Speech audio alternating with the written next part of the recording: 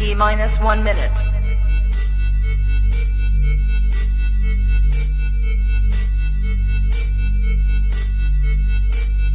T minus 50 seconds.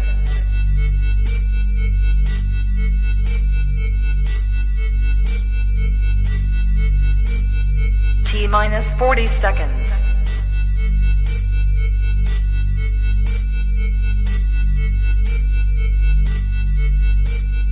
T minus 30 seconds.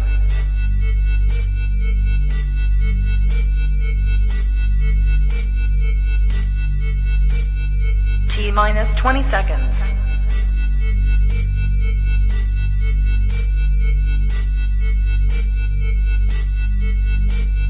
Ten, 9, 8, 7, 6, 5, 4, 3, 2, 1, 0.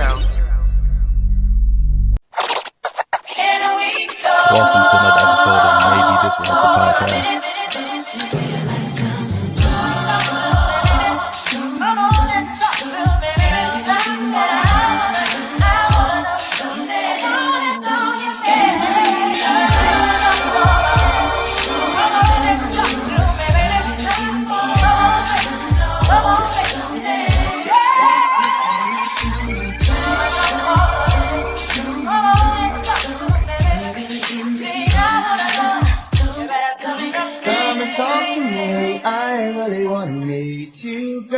I really want to know your name. Maybe this will help.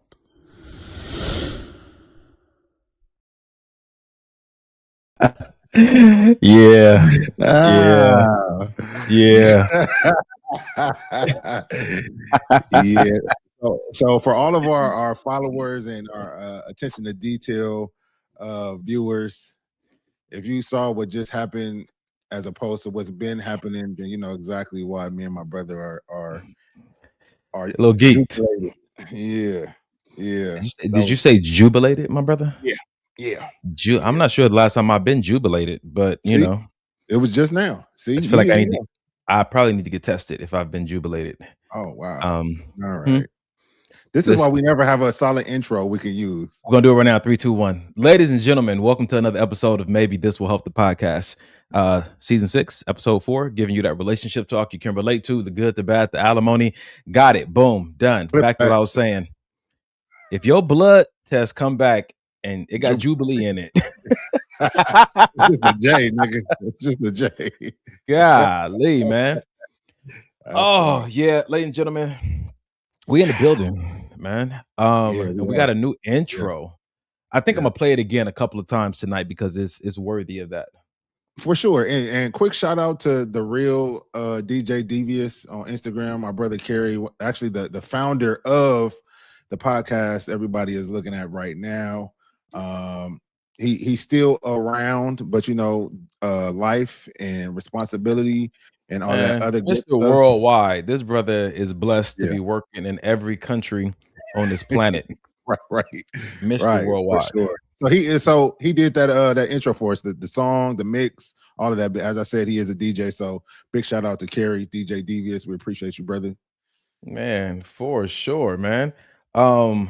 Listen, we're gonna do what we normally do. Y'all see some new things happening, but the content is gonna stay the same for the most part. We love what we do here. Yeah. We love anybody who here for the first time. We love to come in here and we do a form of a check-in. We just do it publicly.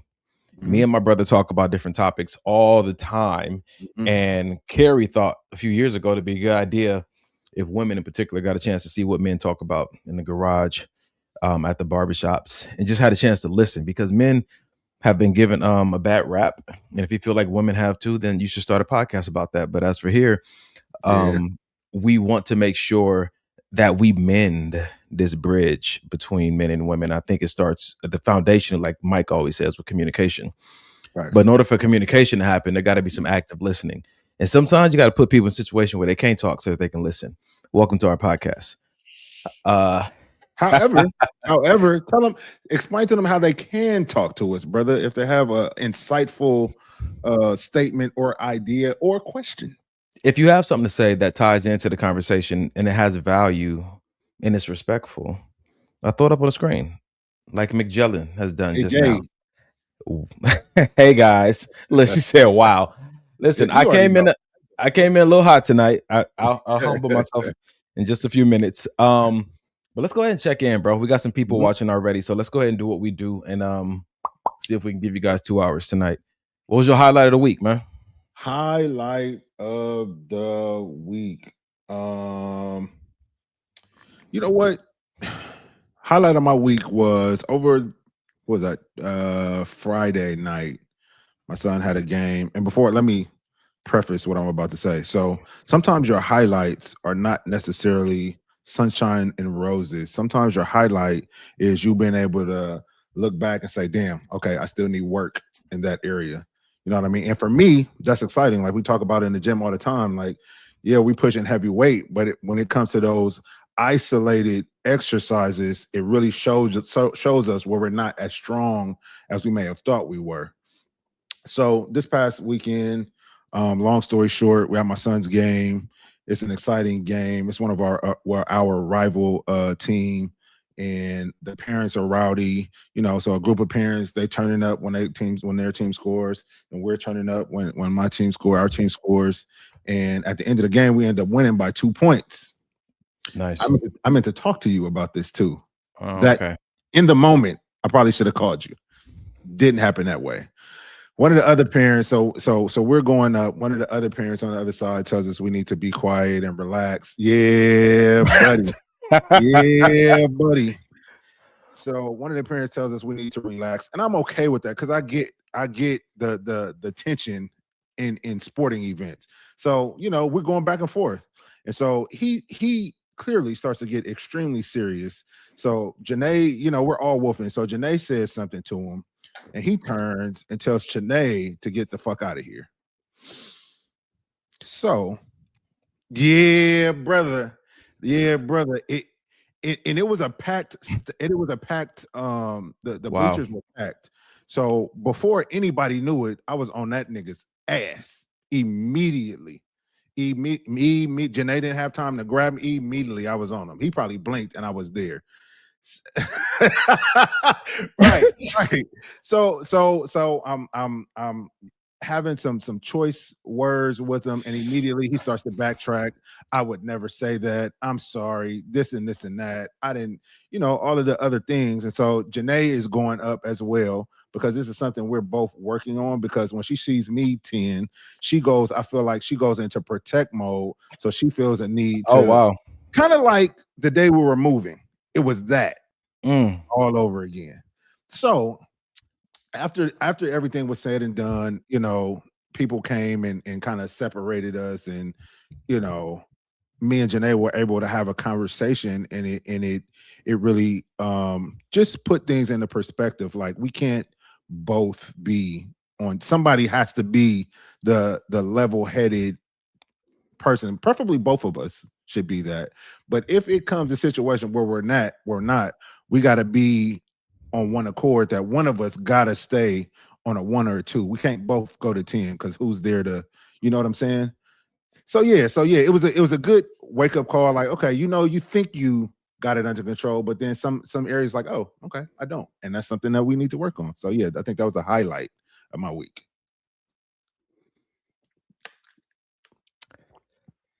I'm surprised your sister didn't tell you. Some sister she is. Anyway. When was she gonna tell me? She gonna call a snitch on her husband? Y'all both was in trouble. But my question to you is, in a situation like that, when you say working on it to where you don't get angry, or working on it to where there's a more appropriate time? Because for me, standing up for the honor of your wife might be something that you want to keep in the arsenal. Yeah, no, 1000%. You are correct. I think for me, it's more of a self-control thing, because you got to look at, okay, you got your kids are watching. It's at a kids sporting event. You know what I mean? So at all times, my goal is at all times to be able to control myself.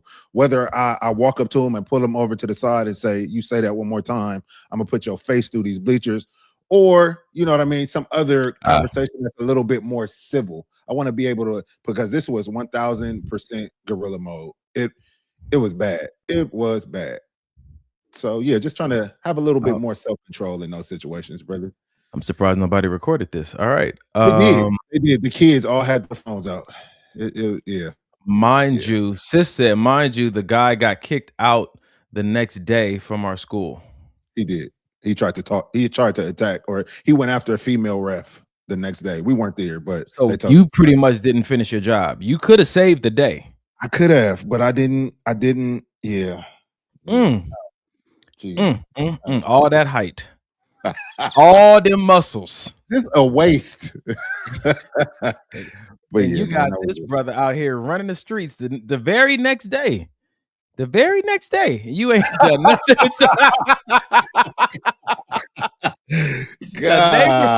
A neighborhood menace. And Mike had a chance to shut it down. Listen. Wow. All right, bro. Well, you know. This said we don't take disrespect well over here, and he was disrespectful and need to be put in it. Yeah. All right. Well, I'm not sure if I was there, I could have done any better. But thank God that it didn't go as bad as it could have. For sure. And thank God for your highlight. And sometimes you check the adult in front of the kids so that they learn better. But you know, neither here or there. We'll see. Yeah, because me and Denham also had a conversation afterwards because he was there. He saw what happened. He asked some questions, and I explained to him about family and honor and respect and your last name and how far you may need to take it and how far it doesn't need to go. So yeah, fair enough. For sure, bro. For sure. What about you, brother? I don't even know what's happened in my life in the last 5 years after hearing that story.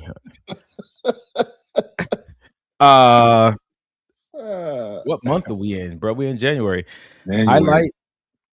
Highlight of my week. My God, bro, I worked. Oh, maybe I went to the spa. I spent most of my Saturday at the spa relaxing, where people can't raise their voices. So that was nice. I felt very relaxed. I felt really relaxed. That's good. All right. So on with the show. Mike brings all the drama, which is very little these days. It's not as bad as it used to be. See, God is good. Ladies and gentlemen, let me get the mood ready because we want to have some deep conversation. And you guys know I usually like to start with some fun.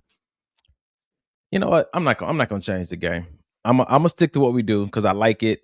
I'm gonna save. I want to get to that question so bad, but I want to get to it around halftime.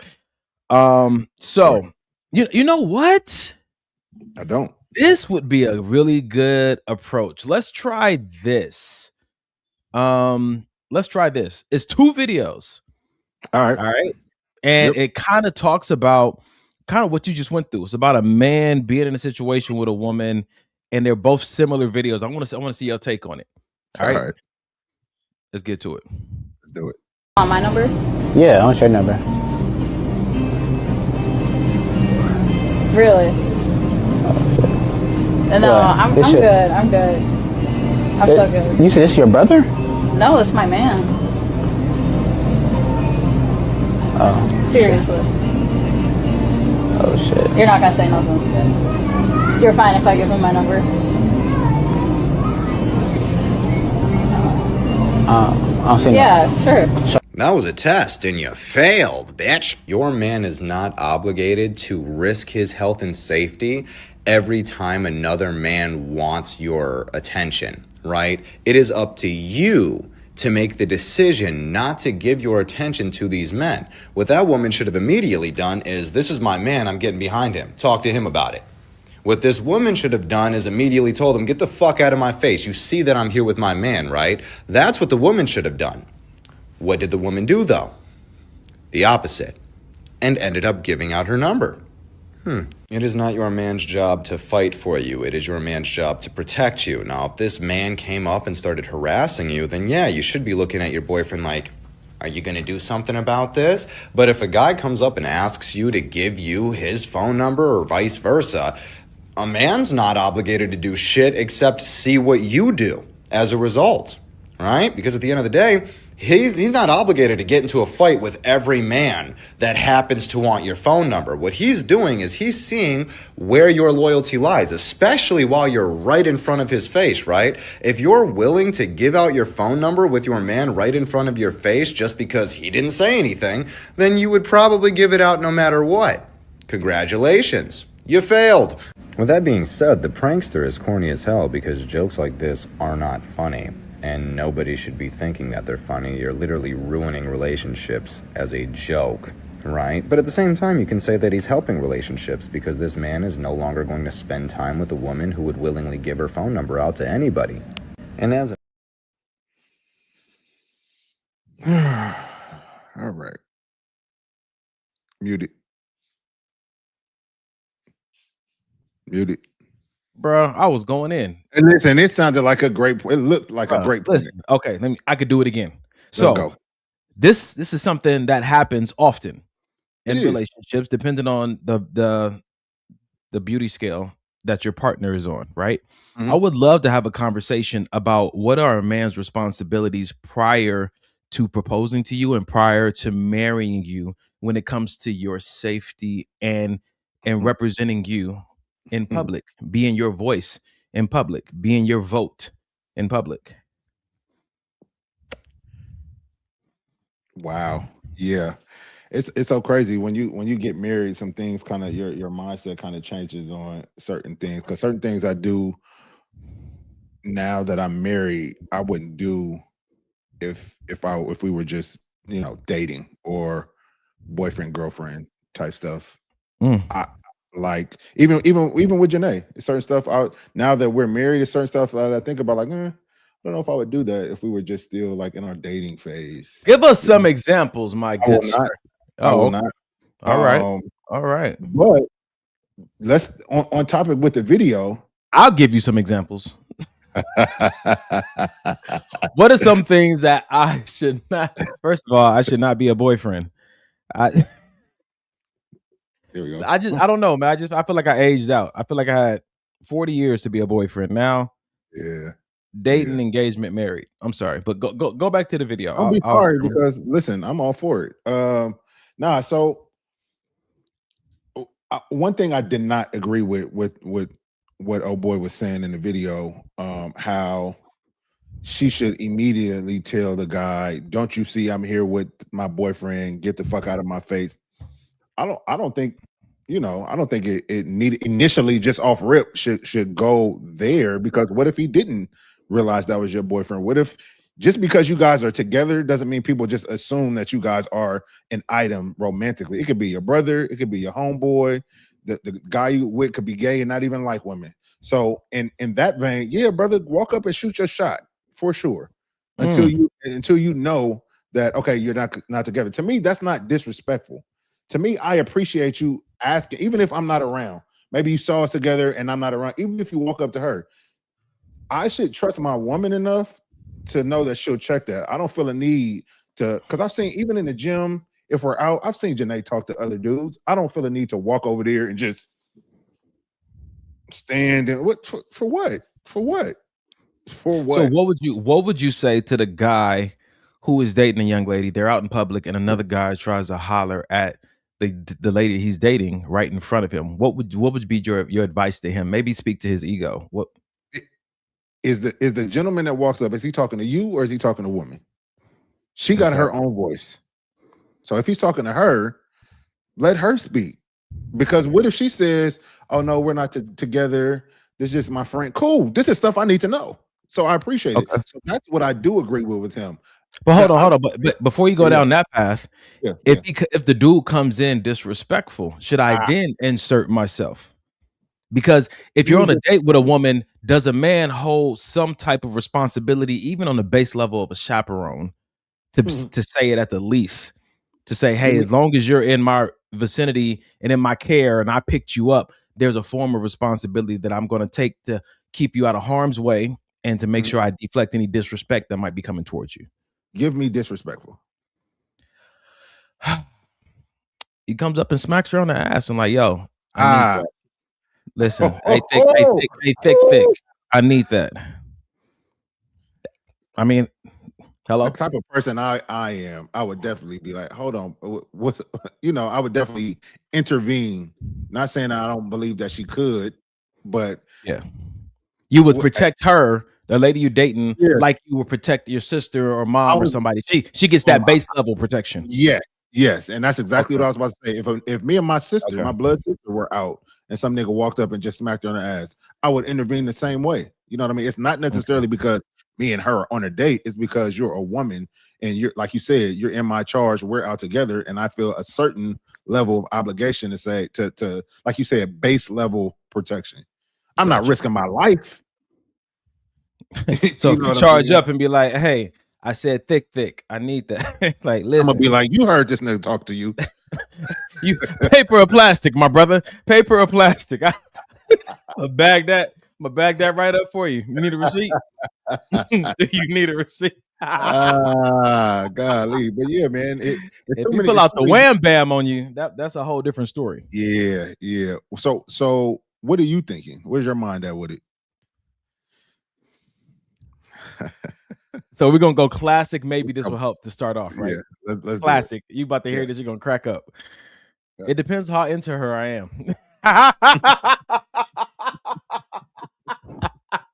We always talk about how your level of attraction drives your behavior. Brother. So if this was Man. like a hookup blind date favor, Yeah. I might become a wingman all of a sudden. Hey, look, hey, man, look, man. This is our first time out. We're not even really on a date, brother. I just was trying to Listen, I I'll was give you the bored. first 3 digits and you can guess the last 4. Let's work together. Jeez. Okay. No, but if I am into her, what am I doing in that moment? I think without giving it too much thought, what is my initial first reaction? Right. Is to really stop it. I'm gonna block his shot. Yeah. Even if she's not mine yet, if I'm interested, I immediately become, Yeah. If you're interested, I become protective the moment I Yeah. become interested. Yeah. Even if I don't know you. No, I ain't even gotta know you, but as soon as this becomes interested, something about me says protect her. And that's the part about me that I'm really trying to keep in check, because that makes me, have feelings very fast. But at the same time, when I say protect her in that scenario, I'm more like, yo, excuse me, my guy, we here together, Yeah. trying to have a good time, off limits. Yep. Basic. You know what I'm saying to you? Basic. Yeah. And I'm not trying to speak up for her. I'm actually speaking up for something that I coordinated, which was a date. We're in a bubble. I created this environment. I created this environment for us. Yeah. No plus ones. We're not accepting any visitors. You know what I'm saying to you? I just want to let you know what it is. Now, if she decides to step outside of the environment and bubble that I created for us to engage with this guy, then she just left the theme park. Yeah. And at that point, I got to go find somebody else to occupy her spot.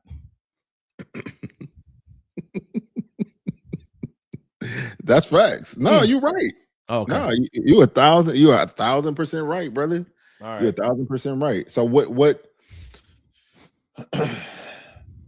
so why do you feel that certain women feel like the young lady in the video, she felt that because she got caught about to give up the number, now that her boyfriend, guy she's out with, should then intervene? I've seen that so many times, and it's so odd to me that women feel like men are obligated because to jump to their rescue or put on their cape to try to save them, when they had every opportunity to de-escalate that before the man got involved. Listen, don't save her. She don't want to be saved. Nothing in that video indicated that she was under any kind of duress. Nothing in that video made me think, oh, there's a threat near. Yeah. I agree. You know what I'm saying to you? So I think that when I look at that video, why do some men feel this way, or why do some women? I think that let's look at for the foundational thing, hypothetically speaking, they're on a date, right? They're not. She said that I'm with him. That's my man. Golly, I can't even give him that much. But I will say this. I was going to say that if we're on a date, we're all trying to collect data on each other. So sometimes word of mouth data can be fabricated because you want to give the right answer. Situational data helps you to analyze a person's, instinctive reaction, and it's a little bit more true because they can't prepare for that. So in those situations, sometimes a girl may be, if a guy approached me, what would you do? He would be like, oh, I would X, Y, and Z. But if they're in a situation, her mind might be like, oh, let me see what he does. Why? Because I know that a lot of women that I've been exposed to, feeling safe around a man is important to them. So yeah, I get that. But should we practice that, or should we test that theory in real time? Because what if that created a fight? Oh boy goes to jail, accidentally hits oh boy, he falls, hits his head, the guy died. So many things could happen. So are we going to really test that theory in real time? And like, that's wild. Every day we're testing 1,000 theories, man, and all of them can lead to jail. Something very simple. Leaving the house is a testing of a theory. Yeah, we see that right now with ICE. Yeah, but that's a testing a theory with us. I'm saying, should I test the theory? Me and you are going to the gym, and we're in the gym, and you put on 4 plates on each side, and I walk away because I'm like, I wonder if he can lift this. Let me just walk away, and I see you struggling, and I don't do nothing because I want to test the theory, and you can potentially hurt yourself. No, that's not the time. Or potentially blow your mind. That's true. Am I really? So that's the question. That's the question, though. Is that worth the risk? So that's the question. So if we're talking about risk versus reward, sometimes the risk is worth the reward of information, right? Because sometimes she's like, yo, if I put him in this, if I do this and see how he responds, oh, that's all I needed to know. Me and you, we locked in forever. You know what I'm saying to you? How far are you willing to go to get like that pertinent information that help you make harder decisions? Like, for sure, I know that you got me from here on out. I don't never have to worry about that again. Yeah, I get that. Last thing I wanna speak on in the video was the last little bit he said about because that was a prank and the black guy was the prankster, and he's saying like things like that are breaking up relationships.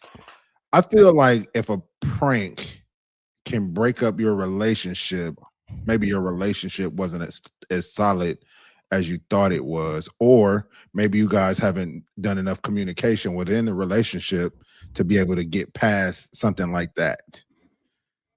You know what I mean? Because if anything, bro, maybe it raises conversation when we get home, but the end of the relationship, that's wild. Maybe, yeah, that's wild to me. Yeah. So I think it goes back to something you said. If we have been dating for a while and you're at the place where you're calling me your man, I'm calling you my woman, have we been asking the deeper questions? Right. To help reinforce some of this fragility of the unknown, this fragility of being new. Great word. You know, I think, yeah, bro. Like it. Because when we start asking the deep questions, you start to solidify. You know what I'm saying to you? Work with me. You starting to solidify areas that you felt a little bit uncertain. And then where certainty comes in, confidence comes in. When confidence comes in, more authenticity comes out. Yeah. When more authenticity comes out, more accurate data is now being presented on the table. And when you get more accurate data, I think you keep yourself out of situationships because you're more clear on who this person is that you're dealing with and what I should do with them, where they belong, where I should place them. I agree with that. Yeah, for sure. That felt good. For sure. All right. So let me give you a different scenario, same scenario, slightly different approach. All right. Hey, hi. You look way better in person. But you're short though. How tall are you? Yeah, we think you're a little bit taller, man. Hey, you single? I'm not. Well, you know, if it ain't broke, don't fix it, you know? But, much respect, though. All right, bye. So, a dude trying to holler at your girl at Coachella. So, we have another video of a guy trying to holler at a girl who's at an event with the man she's dating or with her man. We saw how the dude in the first video handled it. He just hands in the pocket, shrugged it out, trying to see what she gonna do. The old dude in this video is sitting there eating his ice cream, listening and watching. right? But the women in the videos do two different things. The first video, the woman felt disrespected, like you're not gonna say nothing, you're not gonna interrupt. And in the second video, the girl's like, no, I'm here with my man, even though she said it like, sorry, hold on, don't be sorry that you're here with me. She said it like I'm here with my man, and kind of put it in place herself. What are you seeing between the mentality of these two women? The biggest difference in their mentality, how they handle a guy walking up to them while they're clearly out with their man? I feel like the level of respect of the second young lady, I can kind of appreciate a little bit more. It wasn't. She didn't play victim like somehow. You know what I mean? Now I feel because he tried to holler at me. Oh my God! I feel it wasn't even that. She even had a little bit of a conversation with the dude because the dude didn't say nothing crazy. He didn't say nothing disrespectful. Neither did the dude in the first video. Right. That's what I'm saying. So she even answered his question. They had a little laugh. He asked his question. So right there, she picked up, okay, I didn't want to assume that you was trying to holler, but now that you have literally tried to holler, let me put you in your place. This is actually my man right here. So, you know what I mean? Send them the signal like, no, I'm not interested. I'm here with somebody. And oh boy, took it well. Like, okay, he said his little shit one time and then he bounced. Cool. I don't got why I gotta say anything to him. Yeah. He wasn't talking to me. Okay. Well, you already know where I stand on this. So I think that I could get to a point like that to where I could sit there and eat my ice cream after my woman and I have had these discussions about how would we like to handle these things. And she's like, babe, don't even trip. You know, I can handle these situations. I don't feel threatened. I don't feel disrespected. I can handle it. Then for sure. But until I get that from her, I'm just going to initially go into protective mode. Now, let's talk about this for a second, because she is, I guess, famous, right? If the beginning of the video, he said, so in the beginning of the video, he said, you look shorter in person. Oh, damn. Watch this real quick. Have they been? Hey, hi. You look way better in person. But you short though. How tall?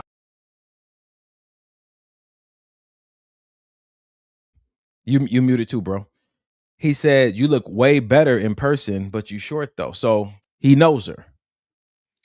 Yeah, that's safe. I feel like that's knows her, has seen her on social, something. But he knows, yeah. So let me ask you this question, because this is something that comes up often, bro. When me and you are out in public, we often get approached like, yo, ain't you Mike's brother? Ain't you Donnie's brother? I see you guys do a podcast, right?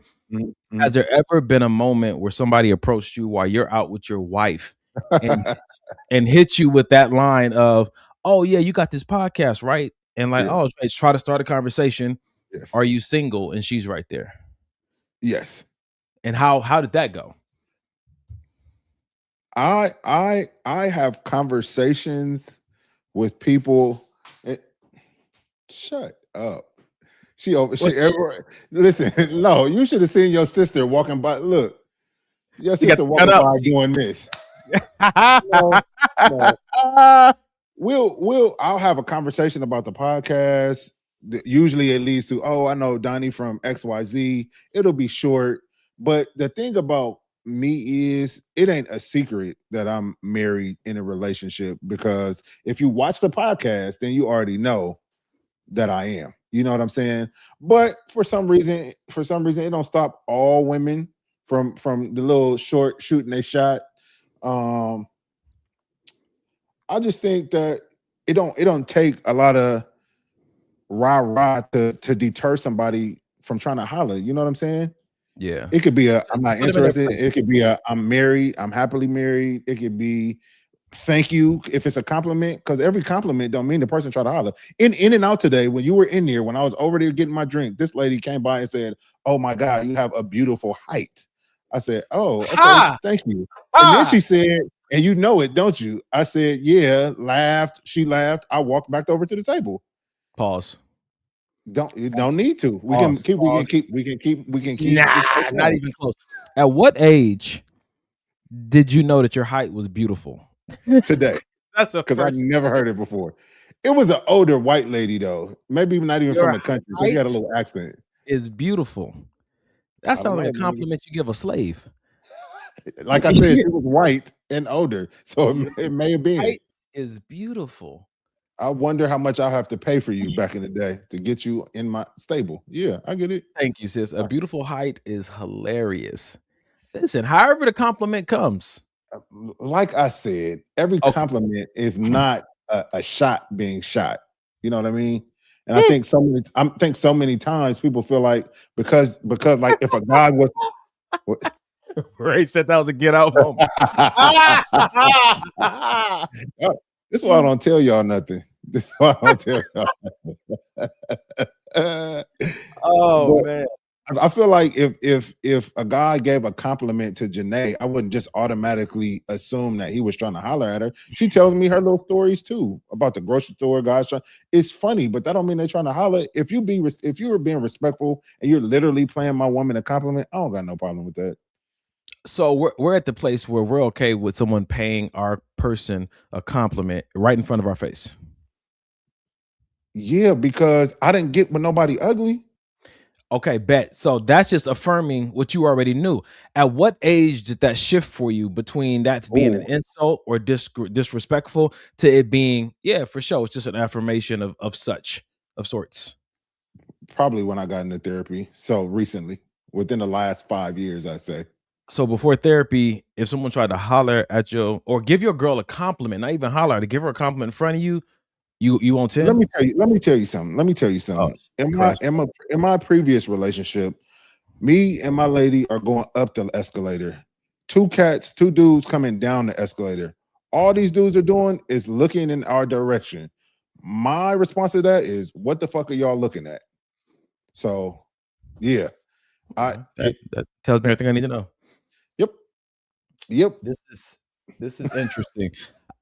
It's interesting because the more social media we have and the more opportunities for people to be in front of the eyes of so many people, podcasts or books or OnlyFans or just going live or being an influencer, there's such a great chance that your person is online and their best self, their best face, and then they go out in public and people feel like they already know them. So learning how to properly engage with fans or with the fans of your person could be a very important skill to learn in this day and age because of how much exposure people can get, how easy it is, because of how easy it is to get exposure.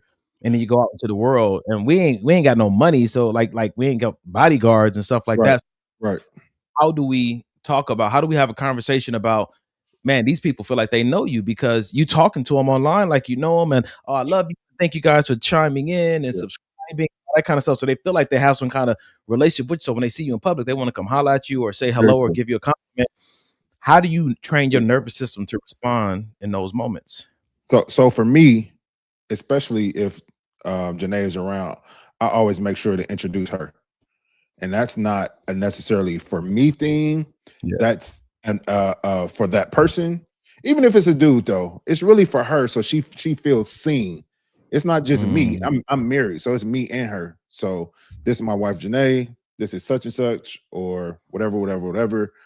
It just happened. We were literally at the gym, and somebody came up to us at the gym. It was a young lady. Janae and Sister Bear were at the other end of the gym. And this young lady came up to me because she recognized me, and we're sitting there talking, chopping it up, having a conversation. But when Janae walked over, hey, this is my wife, Janae. You know what I mean? Because I don't want any kind of nothing. You know what I'm saying? Although I know that's not the conclusion that she would automatically jump to, or if it was, she would ask me about it. You know what I'm saying? But so what do you think is the power of that statement in that moment? How does it shift the dynamic, even if the person is not trying to holler at you? What is that?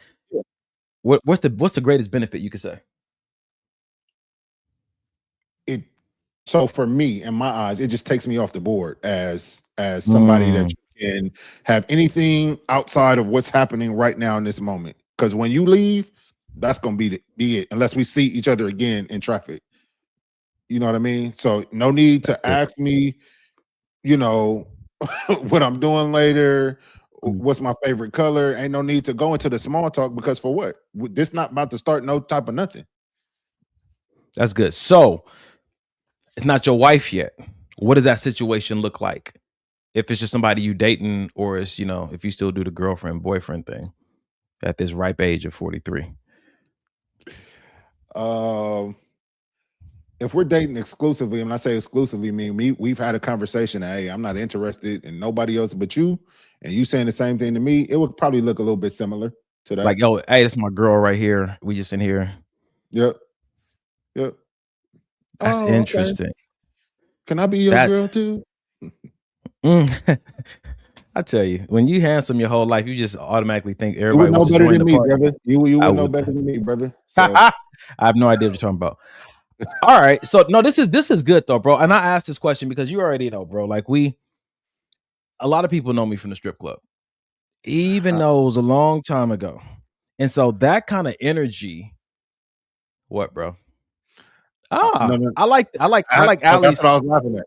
I like Allie's response. Kiss her gently in front of the irrelevant female. God, and but you know that's exactly the type of shit that we do, especially in the gym. Real quick sidebar. I gotta say the sidebar because they know exactly when I say this. So the girl that everybody was trying to murder in the gym because I made mention that she was my type and I struggle with my eyes and looking at her at the gym. She was in the gym about a week or so ago.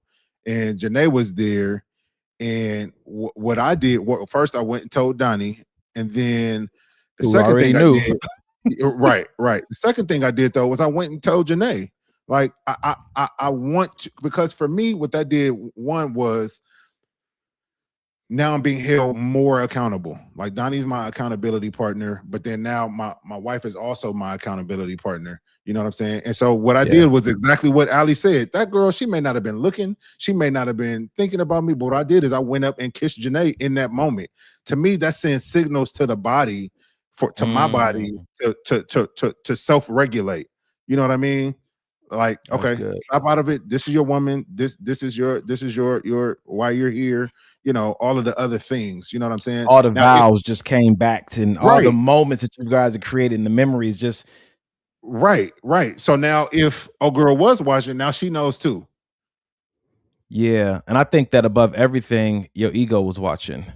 Yeah, he was. Oh, God. You know what I'm saying to you? I think that the mature you, the man who you've been called to be, and your future you was watching in that moment. And I think that, again, the Bible says, right? It says that when I was a child, I spoke, thought, and reasoned as a child. But when I became a man, I put my childish ways behind me. I think that they can always come back. Depending on how we feed ourselves through imagination, right? You could be thinking about, you could be fantasizing about what you don't have and all the rest of these things and what this may look like and what it may feel like. We've had those conversations. Or instead of fantasizing, you can just remember the moments you've had with this woman that you've married and how much they meant to you, and re-enter those moments to let your nervous system get that dopamine hit again. And again, that's a part of regulating, you know what I'm saying, yourself in that moment. And of course, I think that sometimes my friends say I get too scientific and logical when it comes to these kind of things. But I think that, yes, it's spiritual. Yes, it's emotional. But I think scientifically speaking, we are biological beings. We are divine technology. And there's ways to hack our system to make sure that we stay the path that we say we want to be committed to. Yeah. You know what I'm saying to you? Like you said, kissing your wife might have been one of those things. Yeah, I do. And I also have to tell myself pretty much on it, like this is a daily like battle for me. You know what I mean? And I feel like I often have to remind myself. I think I told you the other day, like, you're not bigger than a program. Like, just because you haven't had no temptation and no urges in the last week or two, don't think that now you could just get out here and just, you know what I mean, let all your guard down. You know what I like about my brother, man? You guys know that me and him meet up every Tuesday. Mike has shared on this podcast, you know what I'm saying, about how he's approached relationships in the past. And so he has a very strong approach to faithfulness and a very unique lens on boundaries. And as single as I am, this brother constantly, I'll share a moment with him about something. He gives me advice as if I was married on what to do. And I'm like, I'm like, but I appreciate it because it's pregame. It's preparing me. Yeah. You know what I'm saying? I don't want to wait till I'm in the game to be like, oh. So I'm like, bro, it ain't. He'll tell me like I have the same pass as him. He like, but it's good though because it's preventative, right? While you're doing recovery and repair, this brother's making sure I never. Golly, I'm not gonna drown. I just want to know if I can That swim. is And funny. Mike does not play That those is games with funny. me. Oh God, Is it? that situation was hilarious. Man, but I just want you to know I appreciate you, bro. Yeah, of course. So A I lot of say it comes this. through the lens of, like you said, me going down that path and you being my brother. Not saying that we've had the same struggles, but it's like shit. If I can, like you said, if I can get in front of it, help prevent it, even if, yeah. And the reason I appreciate that because I am a risk taker and I'm a very curious guy. Yeah. And me and Mike went to this thing called Man Cave one time with my boy Kine. And we were talking about the 4 things that women want: a man who's decisive, a man who's consistent, those kind of things, right? And I remember at the table we were at, I was telling the guy, like, man, I'm just hella curious though. I think curiosity feeds my creativity. I'm a creative, and all these beautiful things about being a creative and how curiosity is necessary. And the older dude looked at me, he said, but even your curiosity has to be disciplined. Oh man. And I think that in the midst of me being a risk taker and being curious, and that feeds into my creativity, Mike consistently checks my curiosity to make sure that I'm not letting it just run wild. Like, put a leash on that thing. I got some feet to work with here, but he's like, it can't just run free, bro, because your curiosity is gonna inform certain choices, and every choice has a consequence. And when a consequence comes that you don't like, because of a curiosity you wouldn't discipline, ain't nobody fault but yours. Nobody fault but yours, bro. Golly. Yeah. Yep. That's real talk, my brother. Real talk. So I say all that because before we move on to the next subject, I say all that because you already know I got a book coming out in June, another book coming out in June, possible book tour, TV show probably going to record in July. So there's going to be a lot of socializing for me. There's going to be a lot of stage time for me. Yeah, and I think God is preparing me for it. But simultaneously, I am in the vein of wanting to be married, wanting to have a wife. You already know, with all this going on, I've kind of taken a step back from dating because I don't feel like I have the capacity to do it with the intention that it deserves. But again, just kind of filling this year out because that's my forethought. I might have it. Yeah. But I think that it's good for me to start having these conversations now because I know something that I need to work on from previous relationships is what, Mike? Boundaries. Because and here's the issue with my boundaries, right? I did not necessarily have bad boundaries. Yeah. They just weren't in alignment with the woman I was with. And the reason was because we didn't see threats the same. I create boundaries around things I want to protect from certain things that I identify as a threat. Right. But if I don't see it as a threat, I don't see the need for a boundary. But if she sees it as a threat and she doesn't see me put a boundary there, me and her got issues. So I had to start learning to see threats through the eyes of a woman. Now that's good you said that. Now, does that mean then you alter what you see as a threat, or is it one of those things where I still see things my way, but I will at least consider the way you see things? Or are you like I'll throw all my ideas out the window for this woman that I'm with, and I'll just take on whatever she sees as a threat? I think the superpower is being able to see both sides. Facts. Yeah. I see. If I think about it as a man, I'm like, okay, so if I'm leading this thing, right, as a husband, and there's certain things that I'm going to be looking out for as a navigator and the overall, leader, decision maker, kind of influencer, that kind of flow, right? What if I was on the other end? If I put myself in the shoes of someone who's coming in choosing to be submissive and helpmate, what would I then want the person leading me to ensure I never encountered? You know what I'm saying to you? So when I look at it at that point, I can cover my responsibility as a man, but I'm not naive or ignorant Right. of what the other person I'm protecting, what they may need from their own lens and perspective. Easy example, like when I'm driving from the driver's seat, there's a whole different set of threats than the passenger seat because I'm in control of the car. So I'm not worried. I see something, they cross the street. Oh, I see, I'm already planned that about 2 blocks ago. But the passenger doesn't necessarily know, and they don't have the same control. So they have to be reassured in a whole different way than the person who actually has the steering wheel in their hands. So that's been a journey that I've been on. And how have I been getting better at it? Asking women. Interesting. Asking women, what do you guys see as threats in these situations? What I've been getting better at is having conversations with you on this podcast, having women jump in the chat and say, yo, nah, like that's not okay. Like how better to learn what a boundary needs to be for a woman to feel safe than from a woman that is at least close to the type of woman you're looking for. That's facts. Yeah. That's good. That's good, bro. That's good. All right. Dang. So Allison said, real talk, curiosity got me raped. So stay strong in holding that leash at the appropriate length. I like that. Holding that leash at the appropriate length. That's good. Ali, I always appreciate your vulnerability on this show. 1000%. When we say maybe this will help, it may not always be something that me and Mike say. You know what I'm saying? Ali, McGellen, K Webb, Ray, those people are good for coming on here, dropping parts of their story that can be beneficial to anybody that watches this on rebroadcast, man. So thank you for that. I am very sorry that happened. I know that you've mentioned it before, but every time, you know what I'm saying, I think it just hits the same to be exposed to that. And we know, you've been doing your work. For sure. That's good, man. Danielle said, can you make this a real? Which part? She said, clip that.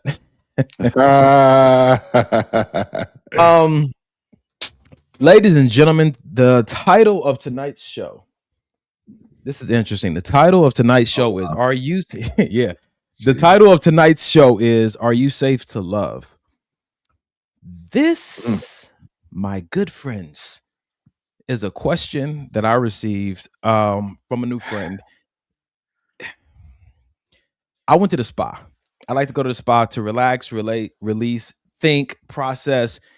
And we were texting on my way there, and she decided to go through a list of questions with me because she's a thinker like me. She processes like me. Like she has somebody in her life like I have you, right? And they have these kind of conversations that are, self-development, self-awareness type conversations. I want to share with you guys a question that was posed to me that set me in the jacuzzi until I began to wrinkle.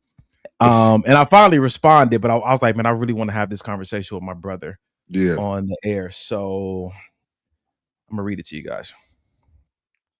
What is one thing you had to change about yourself in order for you to be someone safe to love? What is one thing you had to change about yourself in order for you to be someone safe to love?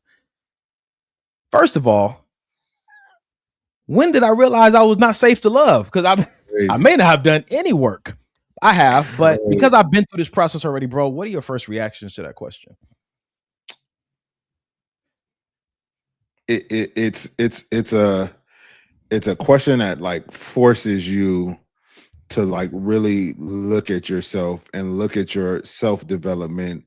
And it's a question where you can't point the finger. Well, my baby mama was crazy. My baby daddy, he left me and the kids. It forces you to just look at yourself. What work have you done on you, if any, to make yourself a lovable person? Because we all say, I just want to be loved. I want somebody to love me right. First question I thought about when you mentioned that earlier today was, do I love me? You know what I mean? Do I feel like I deserve self-love? Before you can look at anybody else loving you, so many times we want all this love. We want love from our significant other, but you don't even love yourself. So how can you expect love from anybody else? Because I feel like if you don't love yourself, you don't really know what you're looking for. You calling it love, but you don't know what it is because you can't give it to yourself. I wonder. So I coach a lot of clients, and most of the time the struggle with identifying what to do next in life, or coming up with a strategy, is that a lot of people have lost internal trust of their instincts Factual. because they've made choices in the past. They've seen how their life has turned out, and they blame themselves for making certain choices, and they say, oh, it's my fault, right? So the blame, of course, sometimes is appropriate, but it can also fracture the self-trust that you have. So you don't even feel safe to you. So that's something that we coach on and we try to mend. So when it comes to this conversation about, you know what I'm saying, what did you have to change about yourself to make yourself safe to love? I was like, so, you know, logically speaking, anybody can love me, right? Whoever wants to, but it hits closer to home when the person that you love or the person you want to love you doesn't feel safe with you. Now we can start to have the conversation because it's different when you want them to, and it's not just a free for all, right? So we hear people say, well, this is just the way that I am. This, you know, this and this happened to me, and now this is how I am. And so whoever loves me is just going to have to live with, you know, this version of me, and I deserve the love. Mm-hmm. Okay. Sounds good. Right. Until your authentic self that you refuse to work on can't create an environment for what you want to exist in. The quote, we got to bring it up. True heartbreak is when what you want wants you, but you're not able to give what you desire what it deserves. Mm-hmm. So when I think about it through that lens, let me see if I can find my answer, because I had to be honest. I had to go in and really be honest, because that one hit me. I said, history has shown that I often flutter back and forth between, am I meant to be married, or do I have the gift of singleness? Which is defined as designed to do the entirety of life's purpose or calling as a single individual. I think that has that fluttering back and forth. I think that has made it challenging for someone to be in love with me, even though they may not have said it. So what would I change? Solidifying to such a degree that I no longer waver in my heart and spirit that marriage is an essential part of God's design for me and fulfillment of my purpose. Another thing is set better boundaries with fans or followers.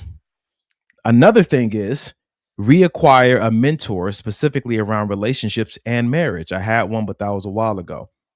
So I just started going down a list of thinking of things that I could do to make myself, and it's not just safe for anyone to love, but who I envision, the kind of woman I think that will really help me in my calling.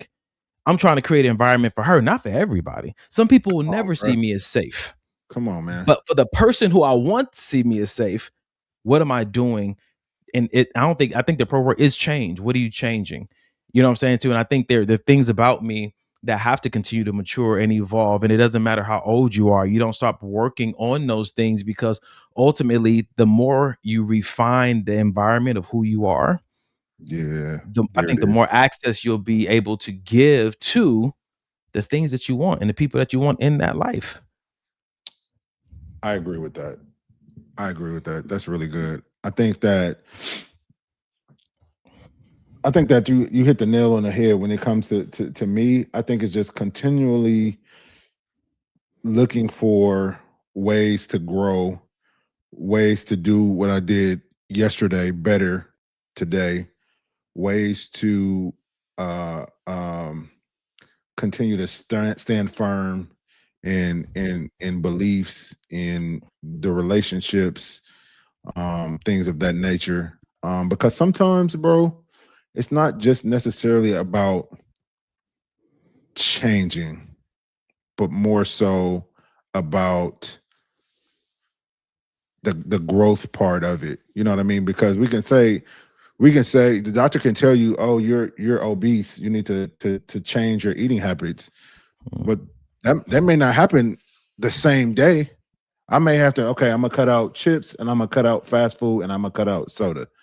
And then maybe a month down the line, now I've cut out, you know what I mean, pork, and I've cut out, you know, something else. You know what I'm saying? So a lot of times what I found, at least with myself, is just biting off more than you can chew, because you want to do good, you want to do better.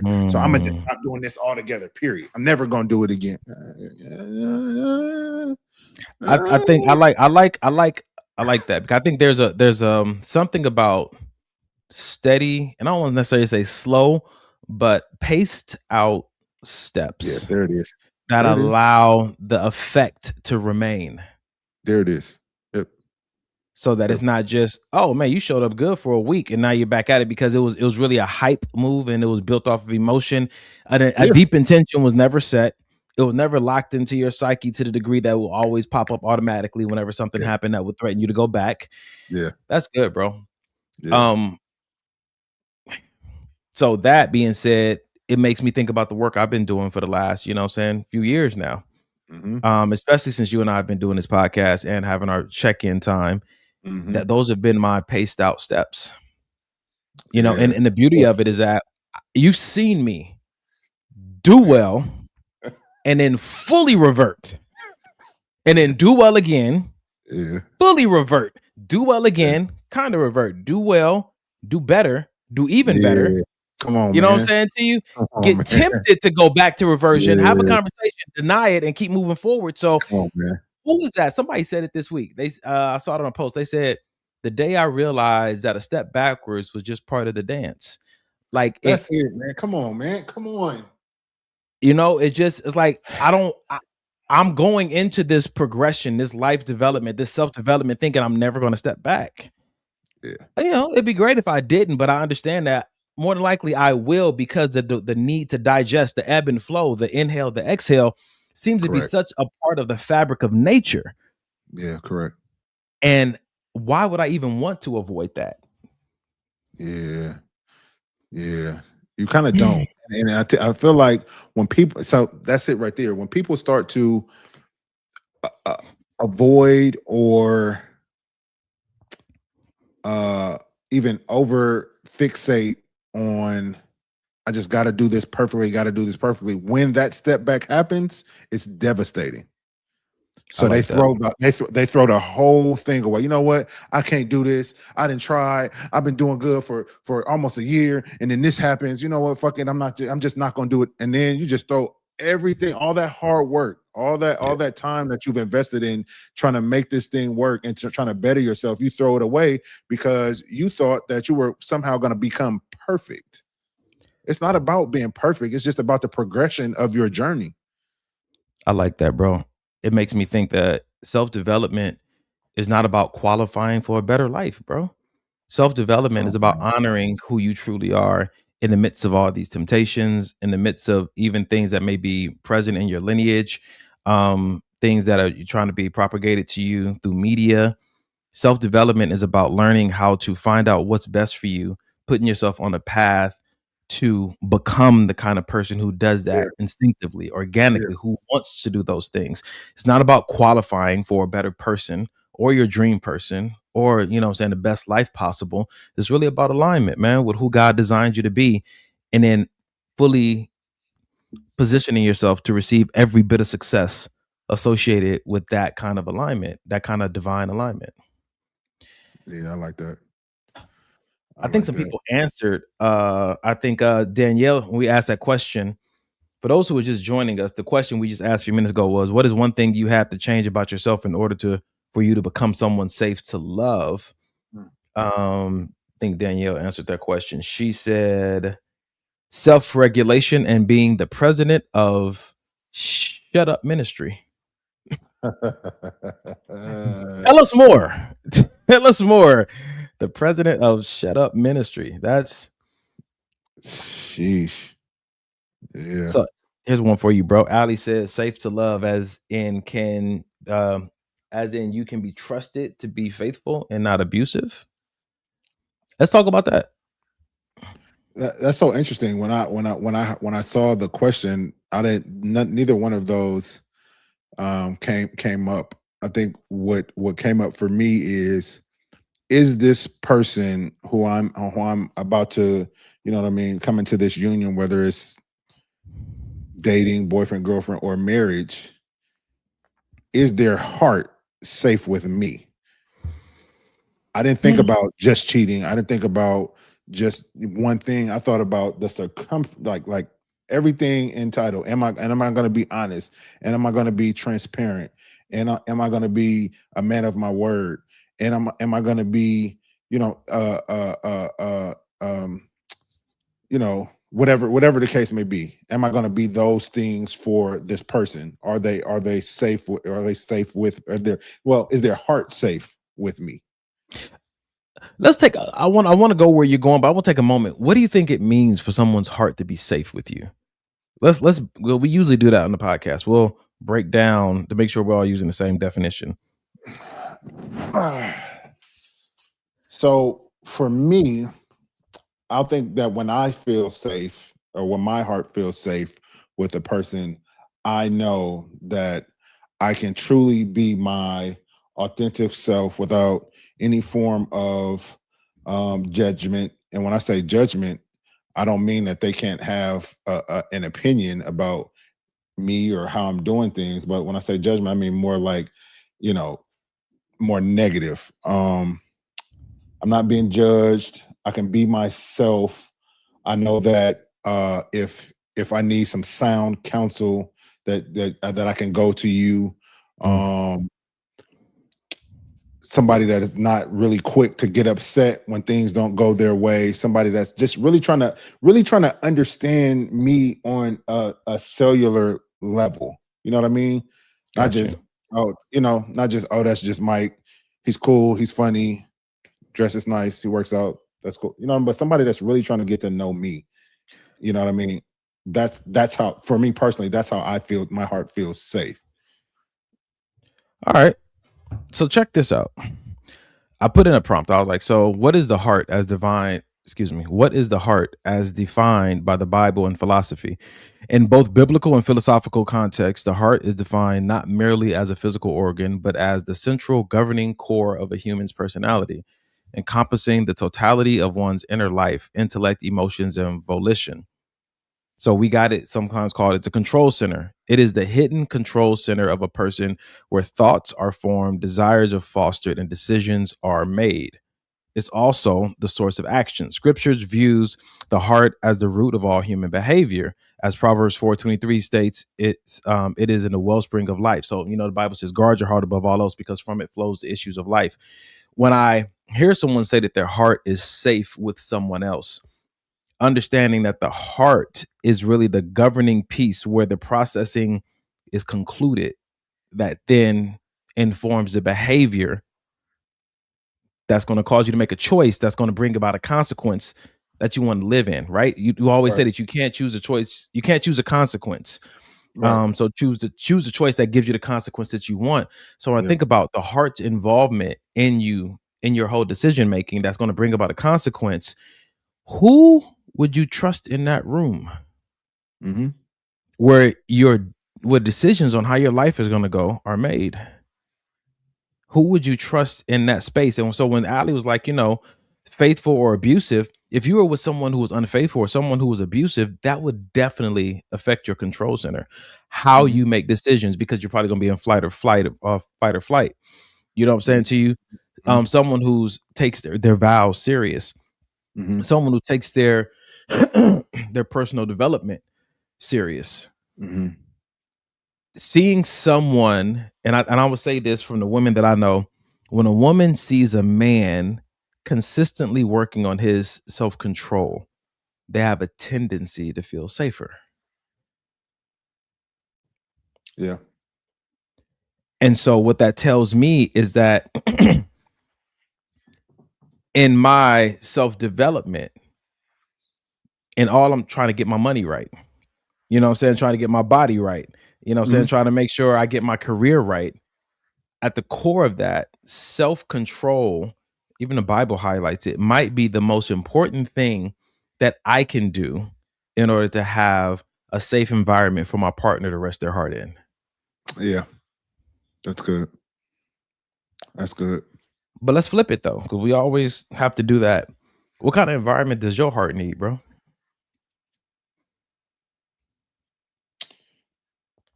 What type of environment does my heart need to feel safe?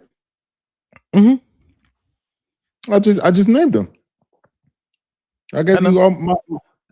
I want to circle back, because sometimes after the definition and things, you might start looking at it differently, because I'm inviting little Mike into the conversation. I'm inviting the one our therapist talks to, because it's not just 43-year-old Mike. For sure. And my first answer about being able to be myself was Little Mike. You know what I mean? Not having to put on a facade of being cool or being laid back. I can be goofy. I could be sad. I could be emotional. You know what I mean? Those things that are welcome instead of shunned or why is he acting? You know what I mean? That kind of thing. You know what I mean? I think the thing that really kept me in the relationship I'm in was being accepted for who I was at the time when I wasn't working on the things I'm working on now.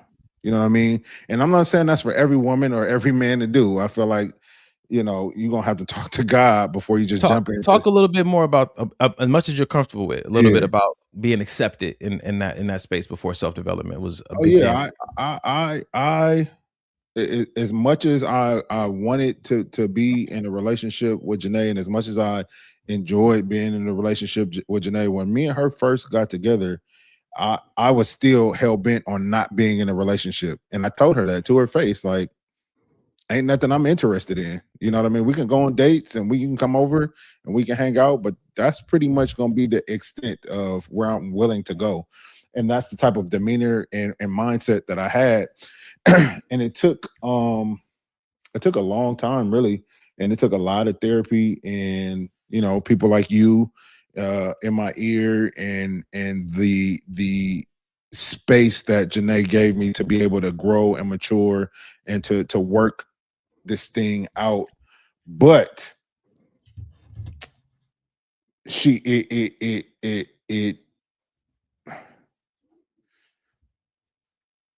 it was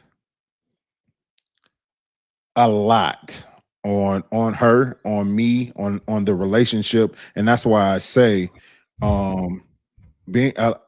creating a space for a person to be able to go through so many different things while being in the relationship is a lot. And that's why I say I wouldn't suggest everybody just, if your woman is having troubles with XYZ, or if your woman is, you know what I mean, blah blah blah, if your man is this and that, just stay with them and just love them through it. I'm in the situation, and I don't necessarily believe everybody should just do that.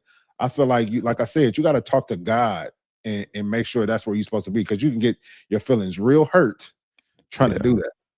I think somebody said on this podcast once that Janae was graced for you, right? Had to be. And I know you love that statement, because not everybody is graced for you. There's some people who may want to love you, but just don't have it within them to do it. That could be a skill set, or they're not graced. They don't have that divine, I don't want to say intuition or participation or instinct or discernment. They just they're not wired to be able to properly see a person like you in your development. Some people are able to, I don't want to say handle, such a harsh word, but they're only able to love you at your best. That's perfect. And there's some people who are graced to love you throughout all of the parts of evolution that you're going to encounter. And I think those are the people that you want to highlight for that most premier role of partner or best friend or chosen family, because fair weather friend. I'm not mad at a fair weather friend. I love friends that can be friends in fair weather, but I know that I need friends. And I need people close to me that just aren't only built for good weather. And I'm glad that you really I'm glad that you said that, because it doesn't just stop with your romantic partner or your love interest. It goes into like legitimate like friendships, i.e. me and you've seen the dark side of me and the things that you know what I mean, that me and you have had direct interaction with, that could have, if you were that fair weather friend, you had every right to be like, nah, my nigga, I'm cool type shit. You know what I mean? Yeah. But because I feel like you're another person that's been graced to be a brother in my life. Damn, I ain't never thought about that. Nigga, what? I've never thought about that. Really? That's wild. It's weird because now I'm thinking about Janae and what she does and how she's always like, no, it's just what I do. We be like, man, it must be hard on you. And I was like, she's like, no, I'm just being who I am. So maybe the people who are even graceful, you don't even know it because they just being themselves. Wow. But see, here's the thing. I still think that even that just being themselves is still just being themselves with you, because I can't say Janae just being herself or Donnie just being himself. He would be that way with anybody else, or she would be that way with any other guy that she's been dating. That's good. Whatever, you know what I'm saying? That's real good. I still think it's like a divine relationship. Respect. Yeah. And if someone's grace for you, you can still run them off. Yeah. I think thank you. There's a point for sure that grace runs out. Yeah, especially inside of a human. It has to be said though, bro. Yeah. I would say don't test and play with how much grace does this person really have for me? I would not suggest to play that game. I agree. Ladies and gentlemen, we are halfway through the show, and before we go any further, what I'd like to do is give you guys an opportunity to help out. We used to do this at the halftime of every show. Yep. And we had $5, $10 coming in, $15 coming in. We stayed on the air. Well, recently, me and Mike have gotten a little cocky, and we have stopped asking for no donations. And here we are paying twice the much amount of money we used to pay for this platform. StreamYard is doing some great things, right? They've added a lot of new features, sharper images. Like they're doing some great things, but they've also taken our subscription from $44 to $88. We want to stay on the air. We want to stay with this company. So if you wouldn't mind, this is our Cash App, $ maybe this will help. $5, $1. We're not tripping. Whatever you want to give, we appreciate any donation, any amount. And if you have some very generous friends who are online shopping right now, tell them to shop at Cash App. Go to $ maybe this will help. It's worth a shot. I like it. That's right. So Danielle got back to us. She said about things she work on to be a safe place for someone to love her or for love. Not to be so mouthy, sharp with my tongue. Everything you think doesn't need to be said. Stop, process, and then respond with love. In short, I had to learn how to express myself in a way that speaks to his heart. That's wild. It's so interesting how you see people maybe have short conversation, and then like I've met Danielle I think twice, you know what I mean, and we've had small conversation. I would have never thought that she was mouthy. That's crazy. Me and Danielle talk through direct message, and I'm gonna tell you right now. Danielle, I'm playing. I'm kidding. You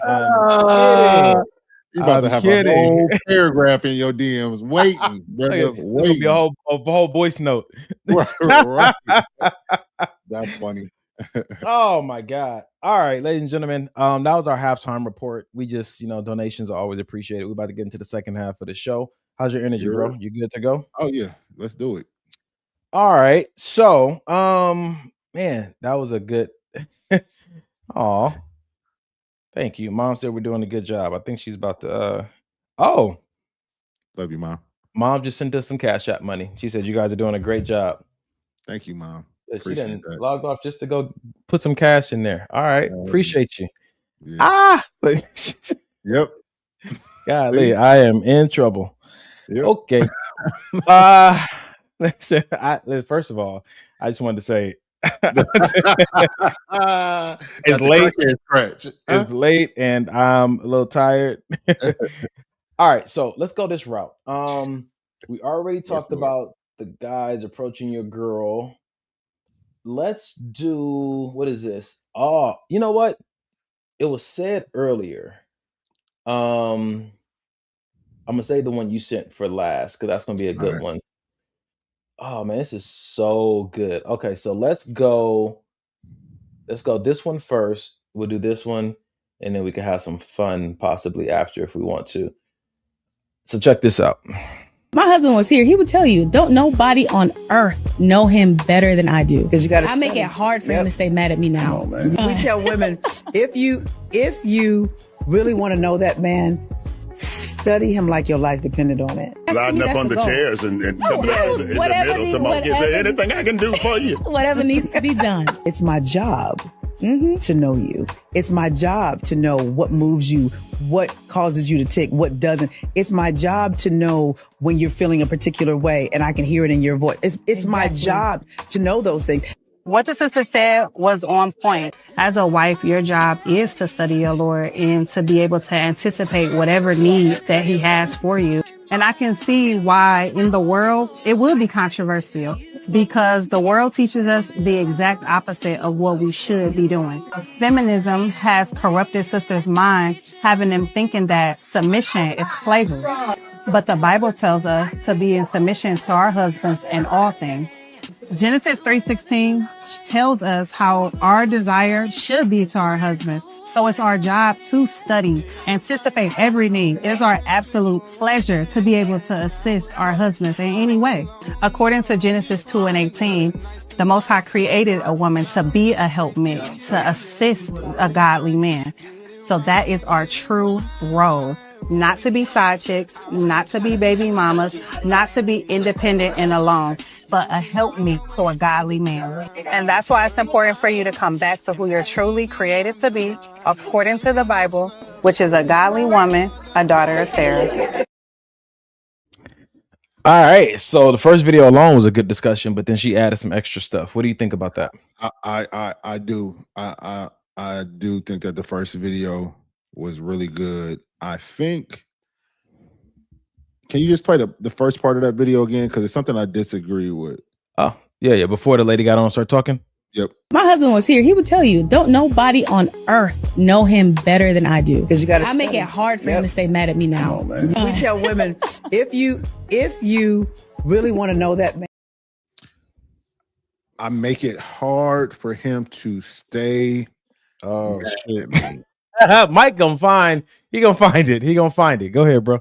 Because I have to compare things to my now marriage and the relationship I'm in. How do you get mad at you in the first place? Mm-hmm. I don't. Since we've been together, it's going on 5+ years. I've never been mad at Janae. So when I hear statements like I make it hard for him to stay mad at him, why don't you make it hard for him to get mad at you? Okay, devil's advocate. Let's. Some people are just grouchy. Facts. You know what I'm saying Yes. to you? Some people, Yeah. if they don't get their preferred breakfast in the morning, if they don't get their 3 cups of coffee that day, Yes. you know what I'm saying, they can take it out on you. Can you be the cause or source of someone's anger in a relationship accidentally? Yeah, because you guys are growing together, getting to know each other, having to die to self. So it can be like, babe, I asked you already, you know what I'm saying? When you pull my truck into the garage, like back it in, don't pull it in forward. Is that mad though? See, I take stuff literally. It depends. Mad. That could make someone mad. Yeah, because you never know what they might be working on. That's facts. I'll give you that. All right. You know what I'm saying to you? So when you're grace for somebody, I just want to put that out there. That's facts. That's facts. That's true. Yeah, it's true. Because so I with think that that. being said, Okay, no, go ahead. No, yep. You think that what? I was about to say, when I look at my previous relationships, which none of them have been marriages, there's certain things that they would say, hey, I'd like if you did more of this. From the moment they said that to the moment I was able to execute it with mastery and consistency was a time. And so in between that time, yeah, there was some elevated emotions because my learning style wasn't necessarily as quick as what they would have desired for it to be. Yeah. Oh, that's hilarious. Yeah, no, I feel that. I feel that. No, I think she was on point, bro. I think that your partner. I think that on the on what the sister in the yellow that was in the cult and what she said, I feel like there is a stigmatism negatively about just the word submission when it comes to relationships. And I would agree with a lot of these women, like, no, you're not supposed to just be submitted to any old nigga just because you married. I think when the Bible is speaking about that, he's speaking about a specific type of man or a specific type of husband, really. I feel like that submission piece, a lot of people say, well, your submission should start when you guys are boyfriend and girlfriend, or you guys are dating, because it's not like a switch you can turn on and turn off just because you get married and you're in a relationship. Well, I don't know if I agree with that. I feel like it can be a switch, because if it, like we talked about it earlier, there's certain things that just like we're reserving for when we get married, it's certain things that women should reserve until they get married as well. And I feel like submission may be one of those things. Yo, women wives submit to your husbands, not girlfriends submit to your boyfriends, or women submit to the nigga you dating just because you've been dating them for 3 years. Right. Write down 126. Write down 126. I need to make a reel out of that, because that's good, bro. Sometimes your best efforts don't work because they're not in the appropriate environment. They're not underneath the appropriate covering. Yep. That's like you go into a job where you have not been hired to do any accounting. You do admin work, but you take it upon yourself to do some accounting work and wonder why you don't see an increase in your paycheck, because there wasn't an agreement. That was just voluntary submission. That was not even a part of your job description at that level of dating, at that level of relationship. That was something that you could come to agreement on in a higher level with stipulations and the pay increase, all that understood. And you know what it leaves? It leaves the person feeling unappreciated. I'm doing all of this and you don't even, nor should he, or nor should she. Nobody told you to do that. You doing this thinking that this is going to somehow make him put a ring on your finger. You auditioning. That's hilarious. Well, it's not hilarious, but I remember I told one of my friends that all the extra stuff, like, oh, coming over if you guys want to cook for each other or take her car to get washed prior to marriage, I said, oh, that's voluntary. This is charity work. This is charity work. It's just charity. Yes. No one's obligated. No one's under a contractual agreement. There shouldn't really be an expectation, unless that's where you guys finally land on. Again, now, if you guys want to do that before, you're married and stuff, cool. But I think it would be helpful for people's perspective of the dating pool to not have piss in it if people clearly communicated to one another. Anything that you do is charity. I'm just trying to get to know you. Don't do it to try to get me, because you might end up resenting me because I may look like I don't appreciate it. And that might be because this is not even the environment for that to be valued. That's good. That's good. That's good. Golly, man. Yep. You got people out here. I took you to Jamaica for 3 weeks and it was all inclusive. And you ain't even put out. We ain't had sex, and we ain't. My nigga, what you doing? She don't owe you nothing. Like what? Or on the flip side, we went out to dinner and we had sex, and then you stopped calling me the next day, and men shouldn't be. What you mean? You put your vagina on a platter, gave it to him, and then wonder why he didn't come back. He got what he wanted. Stop thinking that stop thinking, men and women, stop thinking that because you're doing these grandiose gestures and these romantic things that's somehow gonna keep a nigga or a female. It's not. People gonna stay where they want to stay. And if it ain't with you, it ain't with you no matter what you do. And I think that in those situations, you know what I'm saying, the value of whatever your efforts are in the mind of the one receiving it. And that means that the value may fluctuate. And so don't feel resentment. Don't be mad because they don't value it at that level. Because from where I'm coming from and my foundational beliefs, that is something to be reserved under a specific kind of divine calling. And when I say when it's under that calling and it's deserved there, I think it's also expected there. I think that that's where men expect their wives to respect them. And I think that's where women expect their husbands to love them like Christ loves the church, because we're now in this new environment where that is the expectation. And I think that that's where, okay, this is what we signed up for. Outside of dating, I don't think a lot of people know what they signed up for, or even have a conversation about how do you do dating. So we'll both know what this environment is intended to look like. Yeah. Even I would even go as far as to say, even in marriage, make sure you guys are on the same page with your expectations. You know what I'm saying? Because that's fair. Even though marriage is a biblical thing, people still add their own extra expectations onto that. And then some people don't believe in the biblical expectations. They have their own set of so make sure y'all talk about what's expected before you say I do. That's fair. That's fair. Golly. Okay.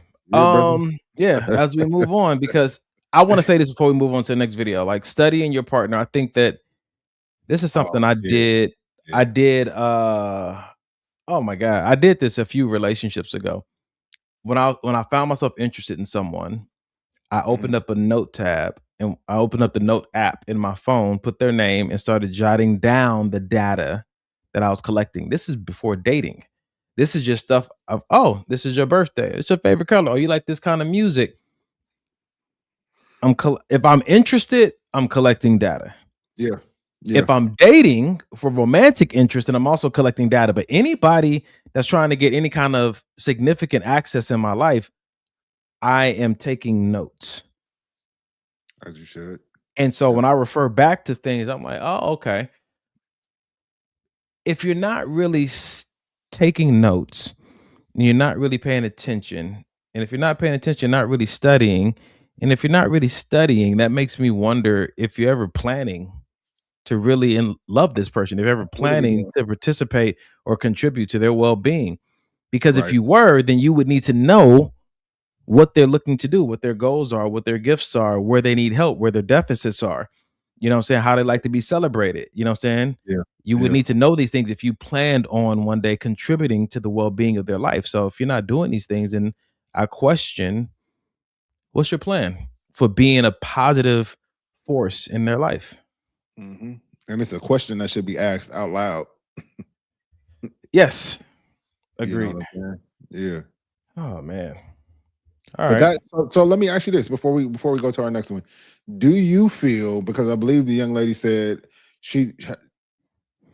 nobody knows her husband better than she does. Do you feel that as your wife, nobody should know you better than she does, and nobody should know her better than you do as your wife, not girlfriend, not dating, as your wife? I think it would make my heart so happy if that was true. But there's this video online with that quote at the top of it, and then on the video is a lady at the Wax Institute where she's getting waxed. My husband believes no one knows me as good as he does, and she's in all these different positions. And the lady got the little gun, and the wax just, And we kind of talked. I'm not going to say what we talked about at the gym with me, you, and Janae, but I feel like that's how the relationship gets. Like it's going to be some places that you never thought you would be with your partner. No. But that wasn't. She wasn't with her person. She was with the wax technician. No, I know. But do you remember what we talked about? Yes, and I Michael. said I can't yes, wait till Michael. you get here. Yes, Michael. Yes, it's gonna happen, brother. That's the type. I'm not fighting it. I just didn't want to think about y'all two. Vomit. On to my next point. I think that I would want to be the person who knows my wife the best in the places and in the cases that it matters most. Okay. So that means I may not, somebody else may have a better fix on something like how they like their ham sandwich or their coffee. But I want to know them best. And what's wrong? I know you, bruh. You gonna know her. You gonna know everything about your wife, nigga. You gonna know she likes her coffee at 82 degrees, not 85. She likes these type of coffee beans. Like I already know how you operate. Yeah, I know. I'm gonna know if she likes her socks on the wrong foot. It makes her feel comforted. Yep. Yeah. All right. Yeah. On to the next. We know what it is. We know what it's gonna be. All right. So, let's do. I think you'll find this one humorous. Have you ever noticed that when a man actually sees a future with you, he suddenly starts turning into your very own personal life coach and mentor? Now, this is not the toxic fix and control you kind of guy. I am talking about a man who genuinely wants to see you win because he already sees you right there by his side in his future, because this shows up in the way he speaks life into you.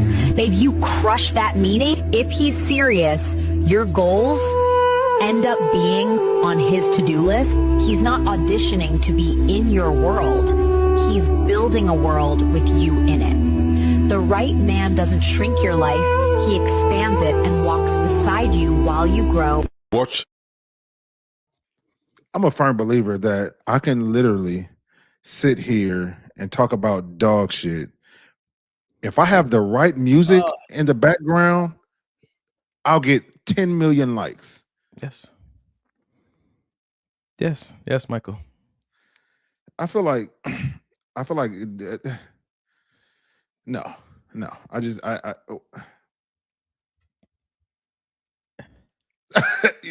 because I don't feel like it has to do if the guy wants to be with you. I'm like that with anybody that I care about. It could be you, it could be my mama. I'm like that with Tati, with her trying to start her businesses. I'm like that with Janae, with her endeavors. I'm like that with Cars. I'm like, you know what I'm saying? Like, I don't feel like because it's who I want to be with, that's how I am. I feel like if a man is that way, he's gonna be that way. They know you. We all know you, Mike. We all know you. I'm just saying, man. I feel like if the man is that way and he about the people that he loves, he's just gonna be that way. But I mean, maybe there are some men that can turn that switch on and turn that switch off with, because now that I'm with you. So when you're dating, is he not that way? So let me put this twist on it, right? Yeah. I always try to look at things through the lens of capacity.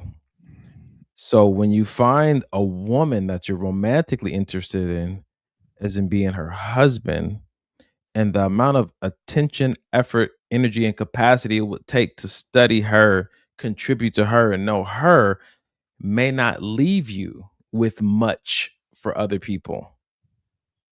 The Tatis of the world, or the Donovans of the world, or you know what I'm saying, the coach, your son's basketball coach, it may not leave you with energy and capacity because of this investment. You might be like more of an all-in with maybe these top 3 people in your life. And so I look at it from that lens. What do you think about, I guess, that perspective? Mm-hmm. You see what I'm saying? So when I look at it from that lens, it makes me see how someone could say, like, when a guy's really into you, I'm going to interpret that as his energy and his focus and attention kind of zooms in on you, and with that comes his capacity and resources. And so it is almost as if he's hyper focused on you, and where a man focuses his attention, his energy, and his resources go. So I'm trying. Like for instance, No, yeah, I got you. I'm just asking questions because I wanna really understand where you're coming from. So if my calling, God has me, maybe I'm a missionary and I'm going 90% of the time overseas or somewhere like that. Mm-hmm. Because I can't give you all of my time, my energy, so I'm not into you? Because I can't, because God has me over here, but you feel like I'm not into you because I can't give you all of my whatever? Well, all is a vague word. I will say you're not into that person depending on how much capacity you actually have, because all is not really saying anything. Like if you have 10%, if you're gone 90% of the time, how much of that 10% does that person get? That 10% is going to me to make sure I'm okay. Then you I may was be, then you I may was be able to get 5. You may be able to get 5, but that may not be enough for you. Yes, and then that would say your into me is not enough for me. But she can't tell me I'm not into her. I'm into you as much as I can be. Yes, you can, because She can, but there's a qualification though. Everybody for has a who? qualification. These are my feelings. You have qualifications for people too. People will call you. I can't tell you. People will say, "Hey, Mike, you're my best friend."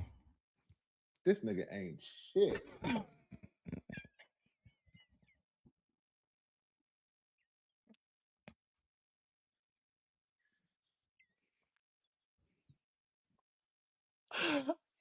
I just wanted to try to bring in examples that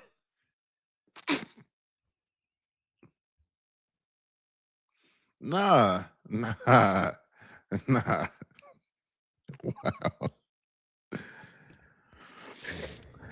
reset. Let me explain this differently.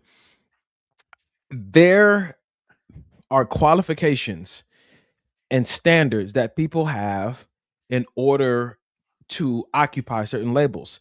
Yeah. Everybody's standards and qualifications aren't the same. So for her to say, because of what I'm used to, kind of like we talked about last Sunday, because of what I'm used to, because of how my father did with my mom, this is how I qualify if someone's really interested. And she'd be like, I don't see that from you. So Great. Yeah. Pause. Okay. But if I'm telling you everybody else is getting 1% and I'm giving you 5, okay, then you can't tell me I'm not into you, because on my side, the person that has the feelings, if you don't have them, these are my feelings. You can't tell me my feelings aren't there. All she can say is that it's not enough. Okay. Yes. Okay. That's fair. They're just not enough. They're okay. Which is okay. I feel like those conversations need to be had. But don't tell me that I'm not into you. Right. Because you get that. You hear that. That's you're fair. not into me. You only call me once this week. You're not into me. You playing games. This is what I hate. You make time for the things that you really want. Nah. Yeah, like sleep and eating.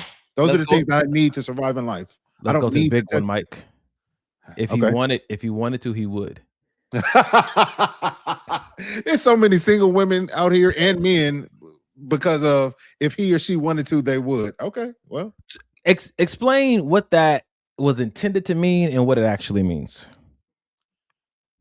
I think people are putting themselves on a pedestal, not realizing that you may not be as important as you thought you were.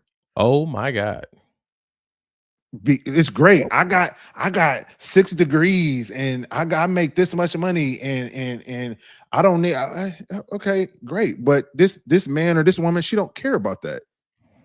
You know what I'm saying? So because they're not on you and calling you like all these other dudes or all these other women are, you feel like, oh, you must not be into me because you're not acting like everybody else is. I got everybody else's attention. I want yours, but you're not giving it to me like they want to give it to me. So you must not really be interested in me. Okay. Cool.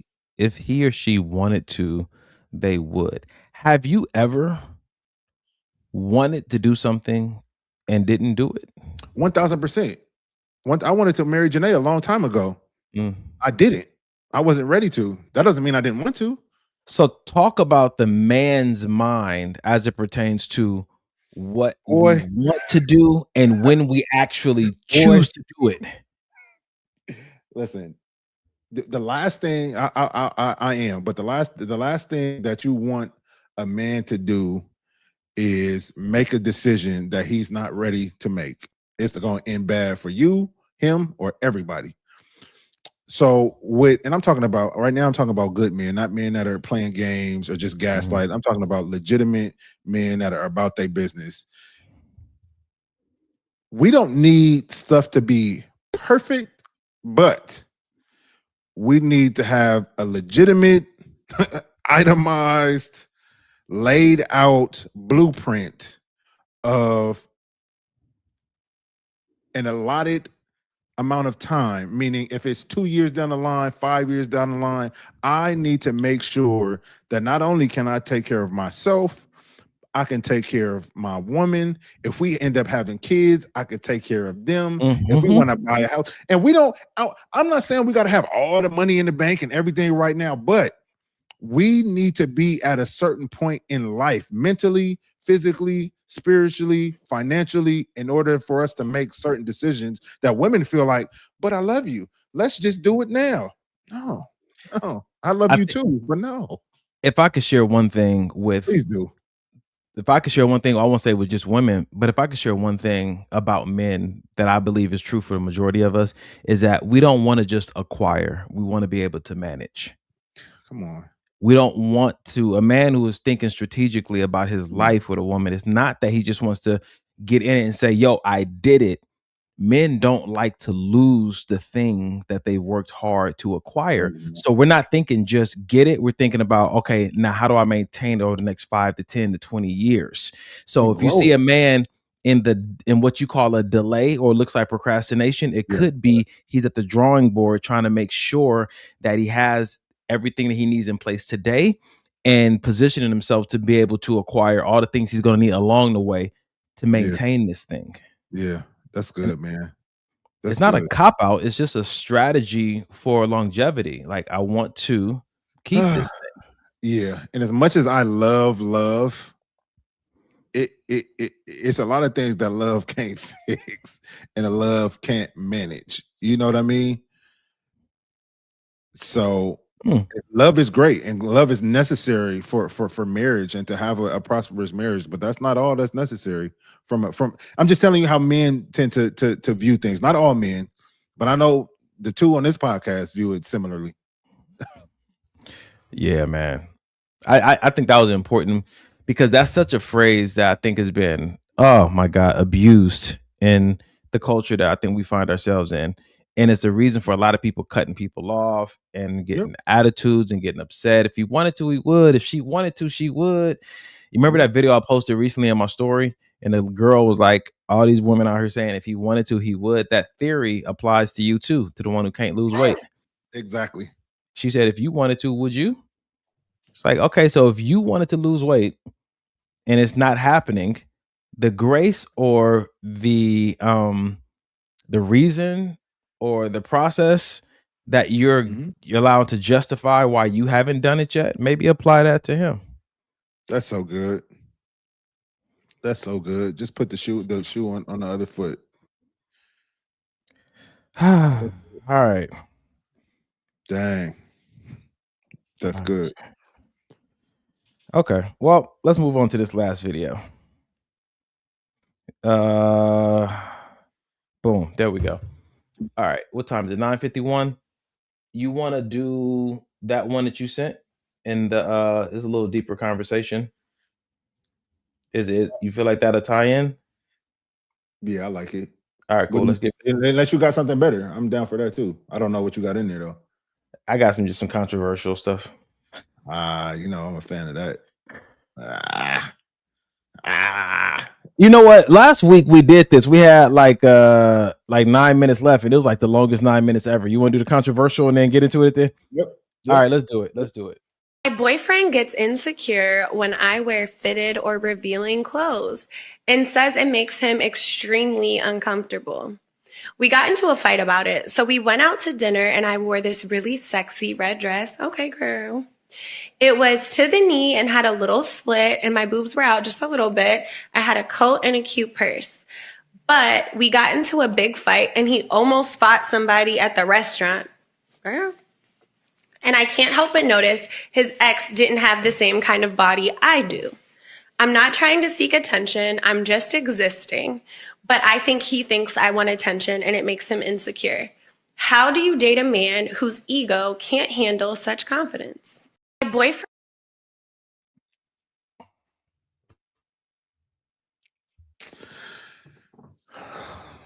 Yep, this is what Mike likes. This is what he likes. Oh man. All right. What do So, you do when yeah. your new person has all the attributes that you're really into, the face, Yep. the body, and maybe even some credentials Yeah. that your ex didn't have, only to Mhm. find yourself with this new person that is your dream person, and it's bringing up all kind of insecurities. It's bringing up all kind of, I guess people call them triggers, but it's bringing up all kind of insecurities, and you are just in anxiety and stress mode day in and day out about this person.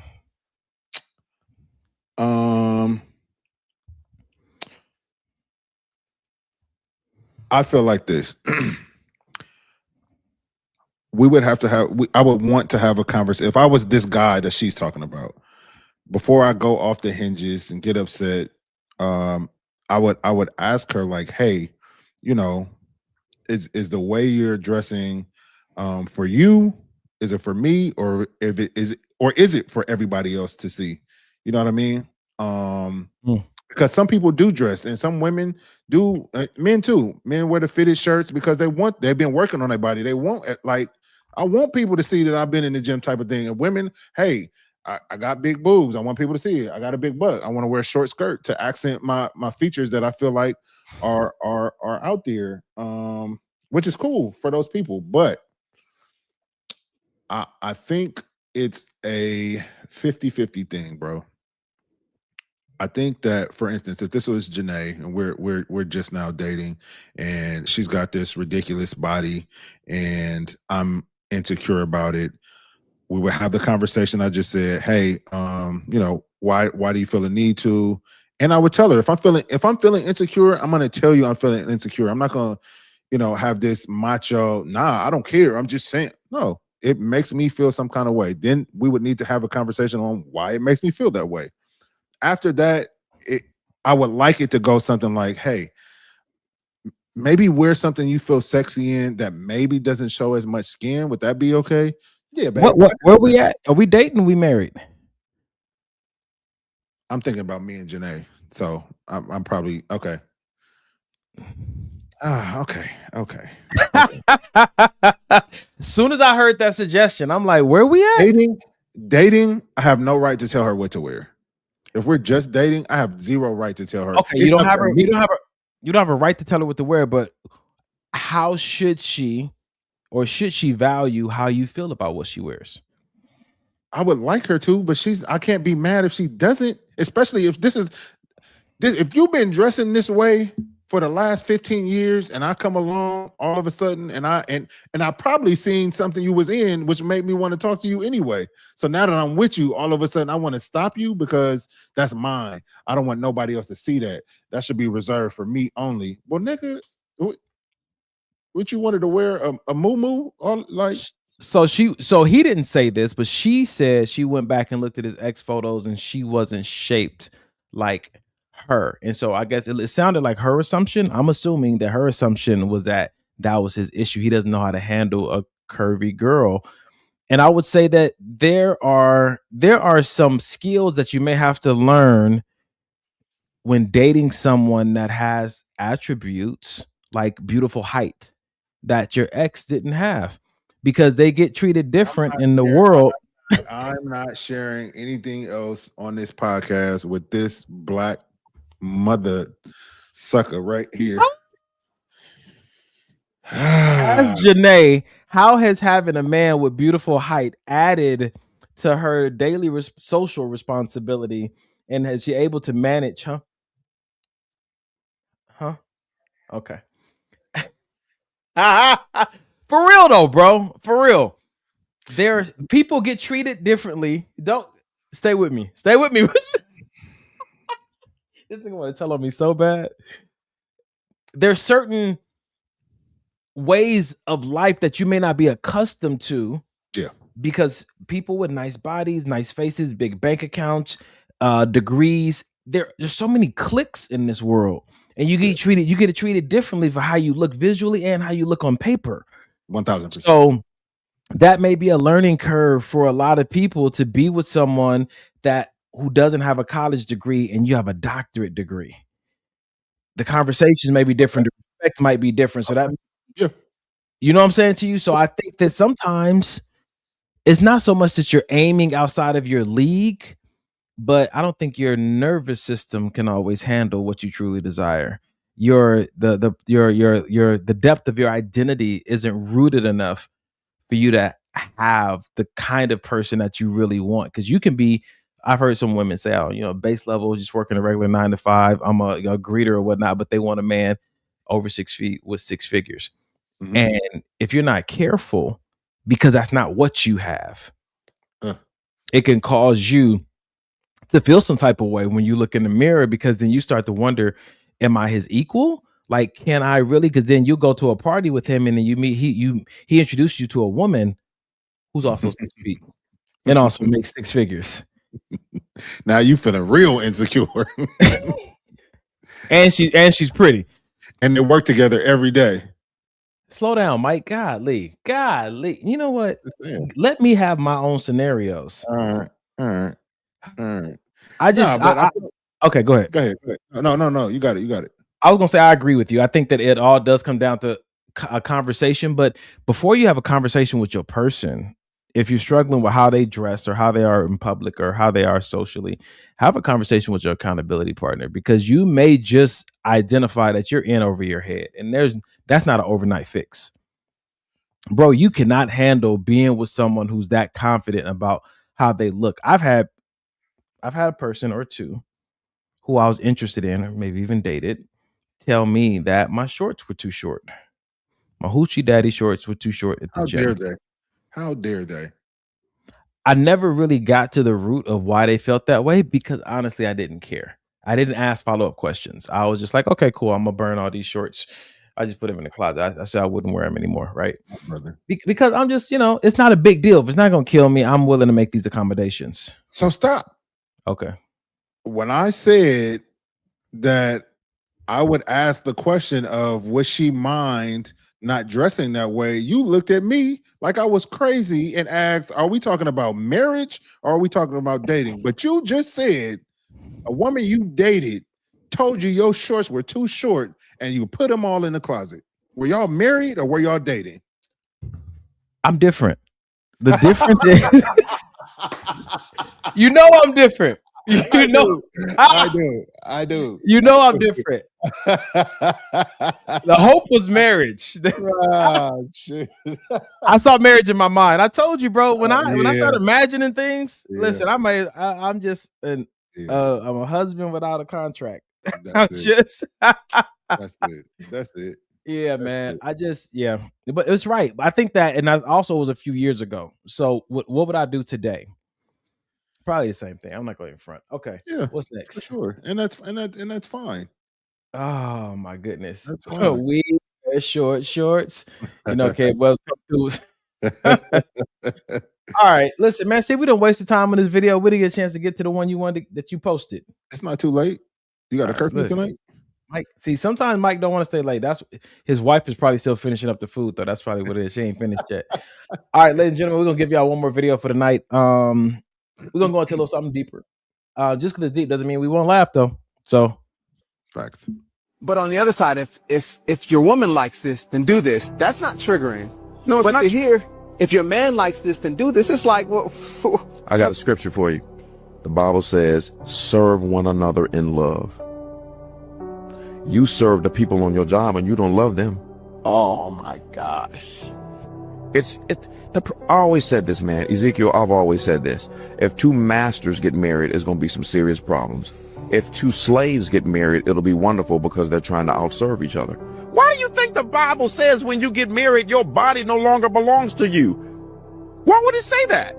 But see, people don't serve each other today. They use each other today. Oh my goodness. A lot of people get married because they're using the individual because they're lonely. They're using the individual because they can't pay their bills by themselves. They're using the individual for who knows a host of many different reasons, but nobody is serving one another. The marriages that make it other ones.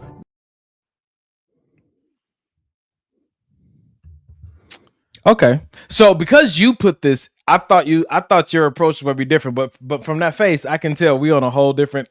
Oh, good. I like these. Okay.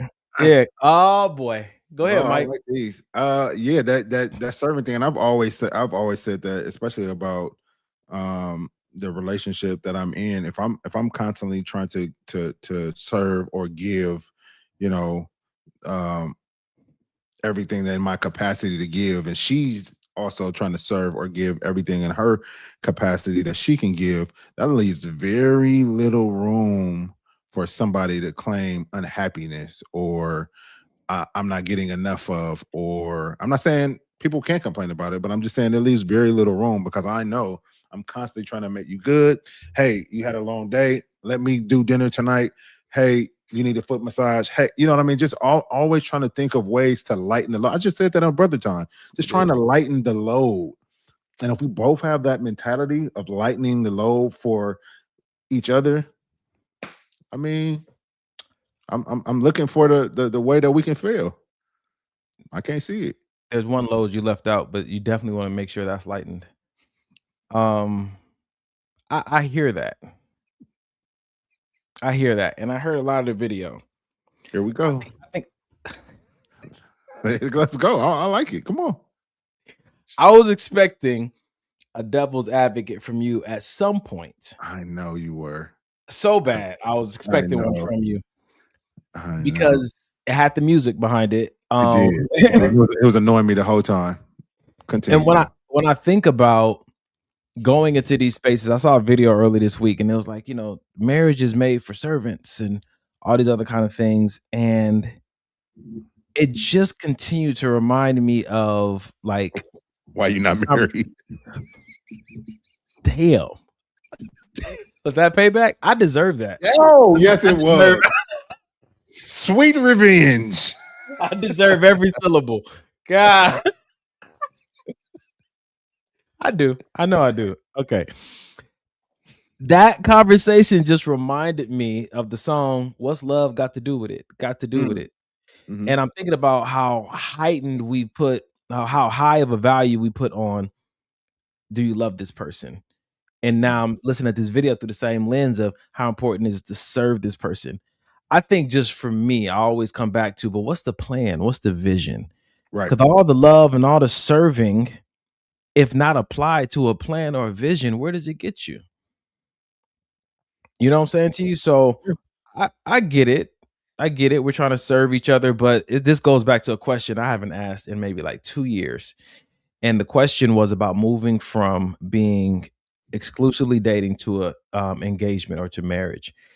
Actually, no, it wasn't. The question was about moving from friendship into the journey to marriage, which would be dating and all that kind of stuff. And the question was, what is it that I want to give you that requires me to be more than a friend to give it to you? Yeah. So that's a servant's heart of I'm in this world. I'm in this environment with you. I'm stewarding this connection with you because there's certain things I believe God's put inside of me that I want to give to you. And I'm committed to doing that. But if I find something that God put inside of me that is for you, and it's not appropriate for me to give it to you in this friend space, that we must be married in order for me to properly give this to you, stop it. Stop it. No, I'm with you. No, it's good. No, I'm being a pervert. No. And I want to ask myself, what is that thing? Because if not, sometimes you want to give this person the world and all these other kind of things, and you can do all that in this friendship. There's no need for a marriage. I just want to serve this person. You can serve them well as a friend or a business partner. That's not a verification that you two need to be married. I love this person. That's not an indicator that you guys need to be wed. It's not. I looked up the question I gave chat was, what does God say about service in marriage? It's a little lengthy, but I think it's good though. God calls for mutual sacrifice service in marriage, modeled after Christ's love for the church. Then it goes through some bullet points. Sacrificial love for husbands. Husbands are commanded to love their wives just as Christ loved the church and gave himself up to her. This involves nourishing, caring for, and leading with selfless love. Respectful submission, which is for the wives. Wives are encouraged to submit to their husbands as to the Lord, supporting their leadership within the marital covenant. Mutual service calls for submission out of reverence for Christ, ensuring both partners serve each other. Purpose of service. Service should be joyful, not bitter, fostering unity, trust, and honoring God. It is the way to outserve one another rather than keeping score. And the last one is respect and honor. Husbands are instructed to honor their wives, treating them with understanding as equal partners in life. So when I listen to those bullet points as it pertains to the Bible and scripture, I think that it's different than when we think of service, like you go to a restaurant and you have a server that just waits on you hand and foot and at your beckoning call and bring me this. No, I want this. No, now bring me this. I think that the biblical definition of service is different from our Webster's dictionary, if that makes sense.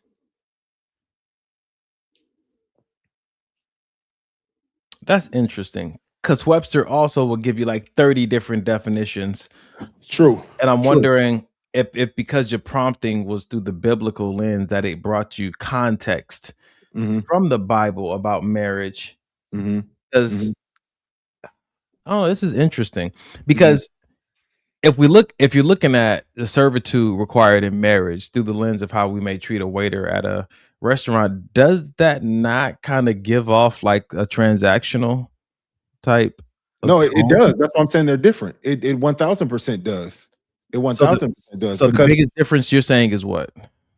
I think the biggest difference is, like it said there, we're not keeping score. I'm not doing for you so you can do for me. I'm not doing for you because you've already done this. And if I go to a restaurant, I'm going to tip you based on how good your service is. In marriage, I'm doing this because I'm doing it as unto the Lord, because that's what the Lord told me to do in this marriage for my wife.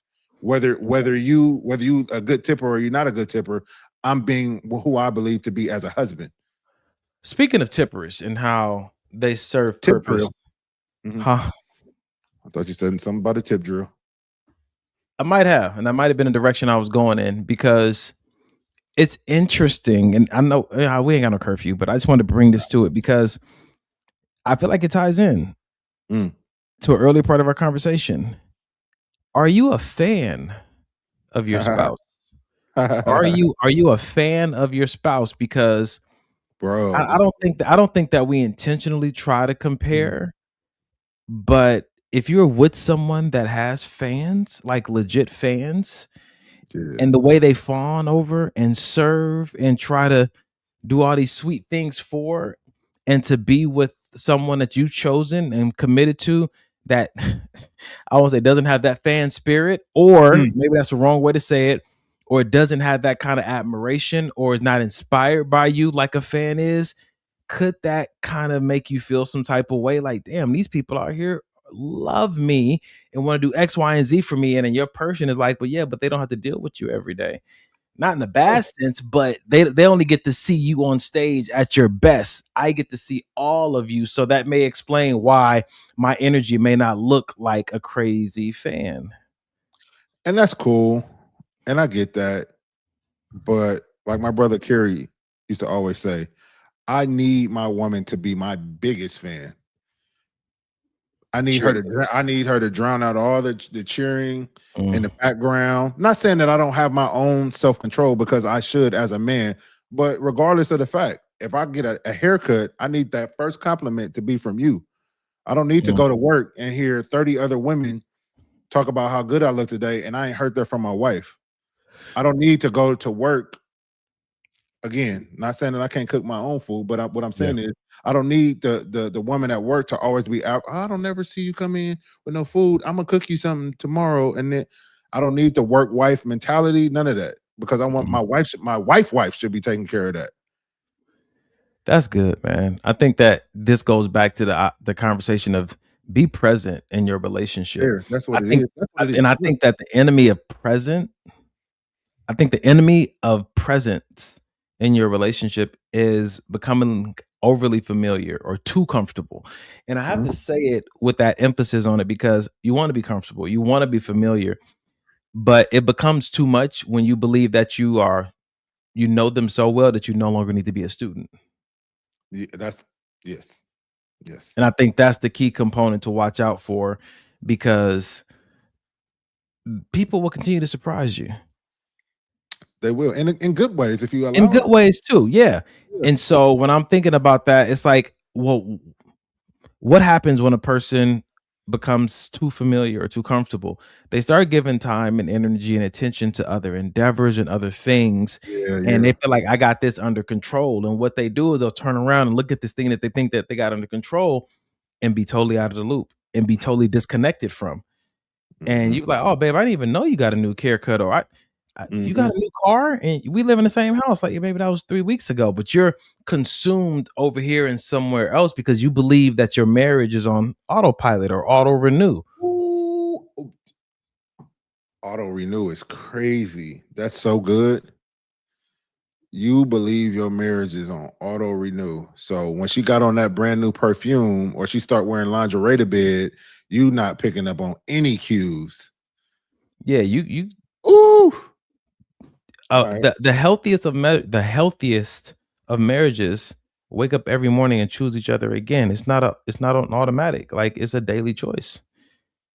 The moment you think yesterday's energy was enough for today might be the moment that you guys start growing apart, missing each other, missing the point. Something. We could pick up there next week, man. I'm good with that. That is good. Yeah, we definitely gonna have to pick that one back up. All right.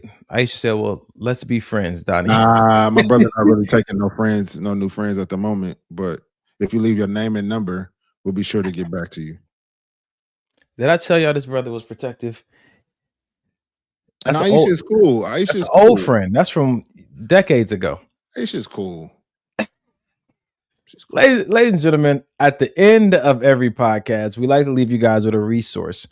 Maybe something we said tonight got up under your skin, and you want to do something about this whole self-development journey, or you want to revive the spice in your marriage, or you want to learn how to meditate, how to be more present. Like, some of the things we talked about are actual skills you can learn in a workshop or in a book or in therapy. So reach out to this number, 988. You can get connected to a suicide prevention group. You can also get connected to a therapist or any other kind of support group to help you with any kind of addictions you may be struggling with. The number is 988. You can also chat with somebody online live.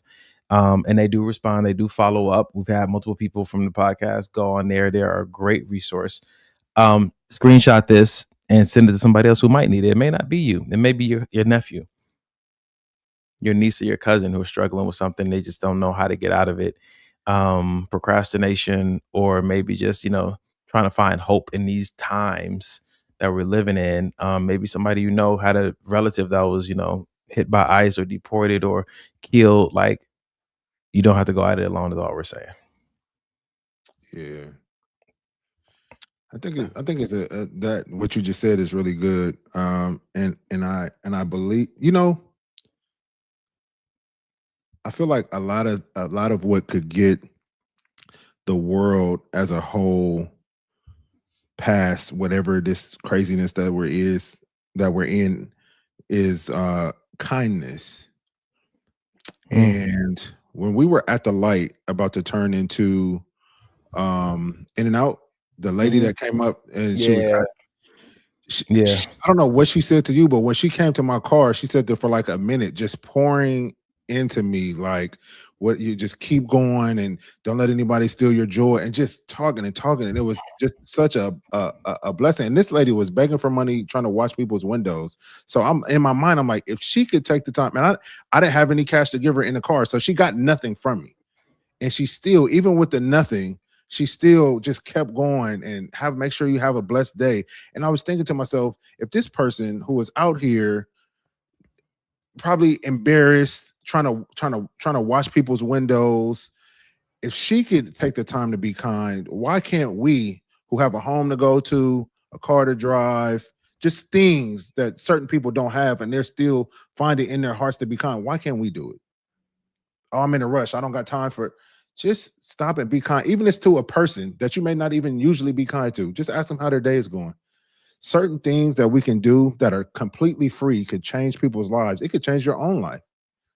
So I would say go into this week intentionally wanting to practice kindness at work, at home with your kids. That's always getting on your damn nerves.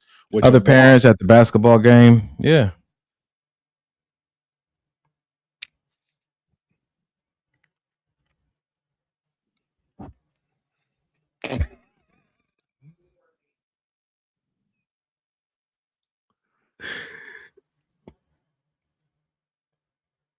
Can you play us out, please? You don't feel like praying? Father God, we thank you so much for tonight. Thank you for the opportunity to be able to come on this podcast and just be honest and be helpful to this generation and have fun in the process. I thank you for this brotherhood. How much I benefit from it and how much more Mike even benefits from me being here. But even the audience, Father God, they get to reap some benefits of this. So we just thank you. Thank you that you've all graced us for Mike. Thank you that you give my brother grace for me, because I know. No, but really though, we do appreciate you allowing us to be the ones to bring this kind of content to this generation in a very fun, exciting, and thoughtful way. May the people who were here take away what they need to take away from it so that they can become better at who you called them to be. We just thank you for those who may have heavy hearts. May they reach out to the resource. May they reach out to you. May they open up your word and let it be a light into their feet and a lamp into their feet and a light into their path. And pray for that lady, Father God. We do pray for that lady who was there, whether she was there because she was begging or you actually planned her there.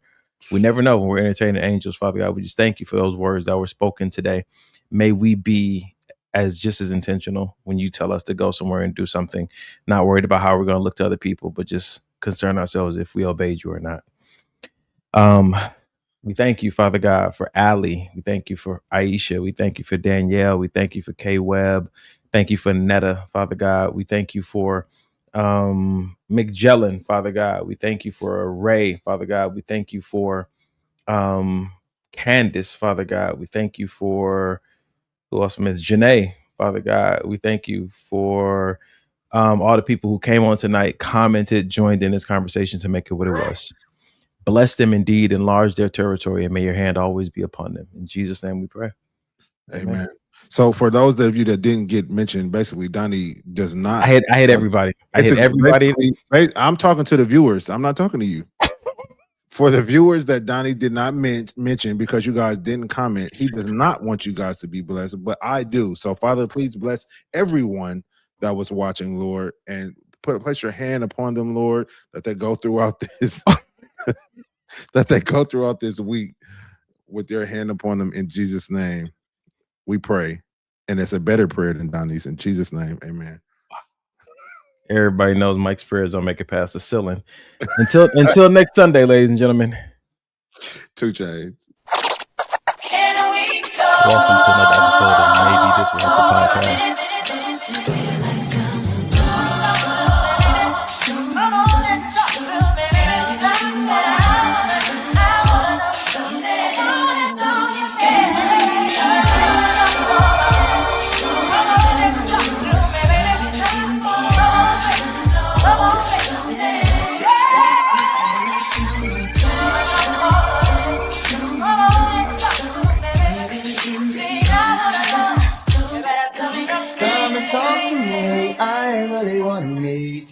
Girl, I really want to know your name. Maybe this will help.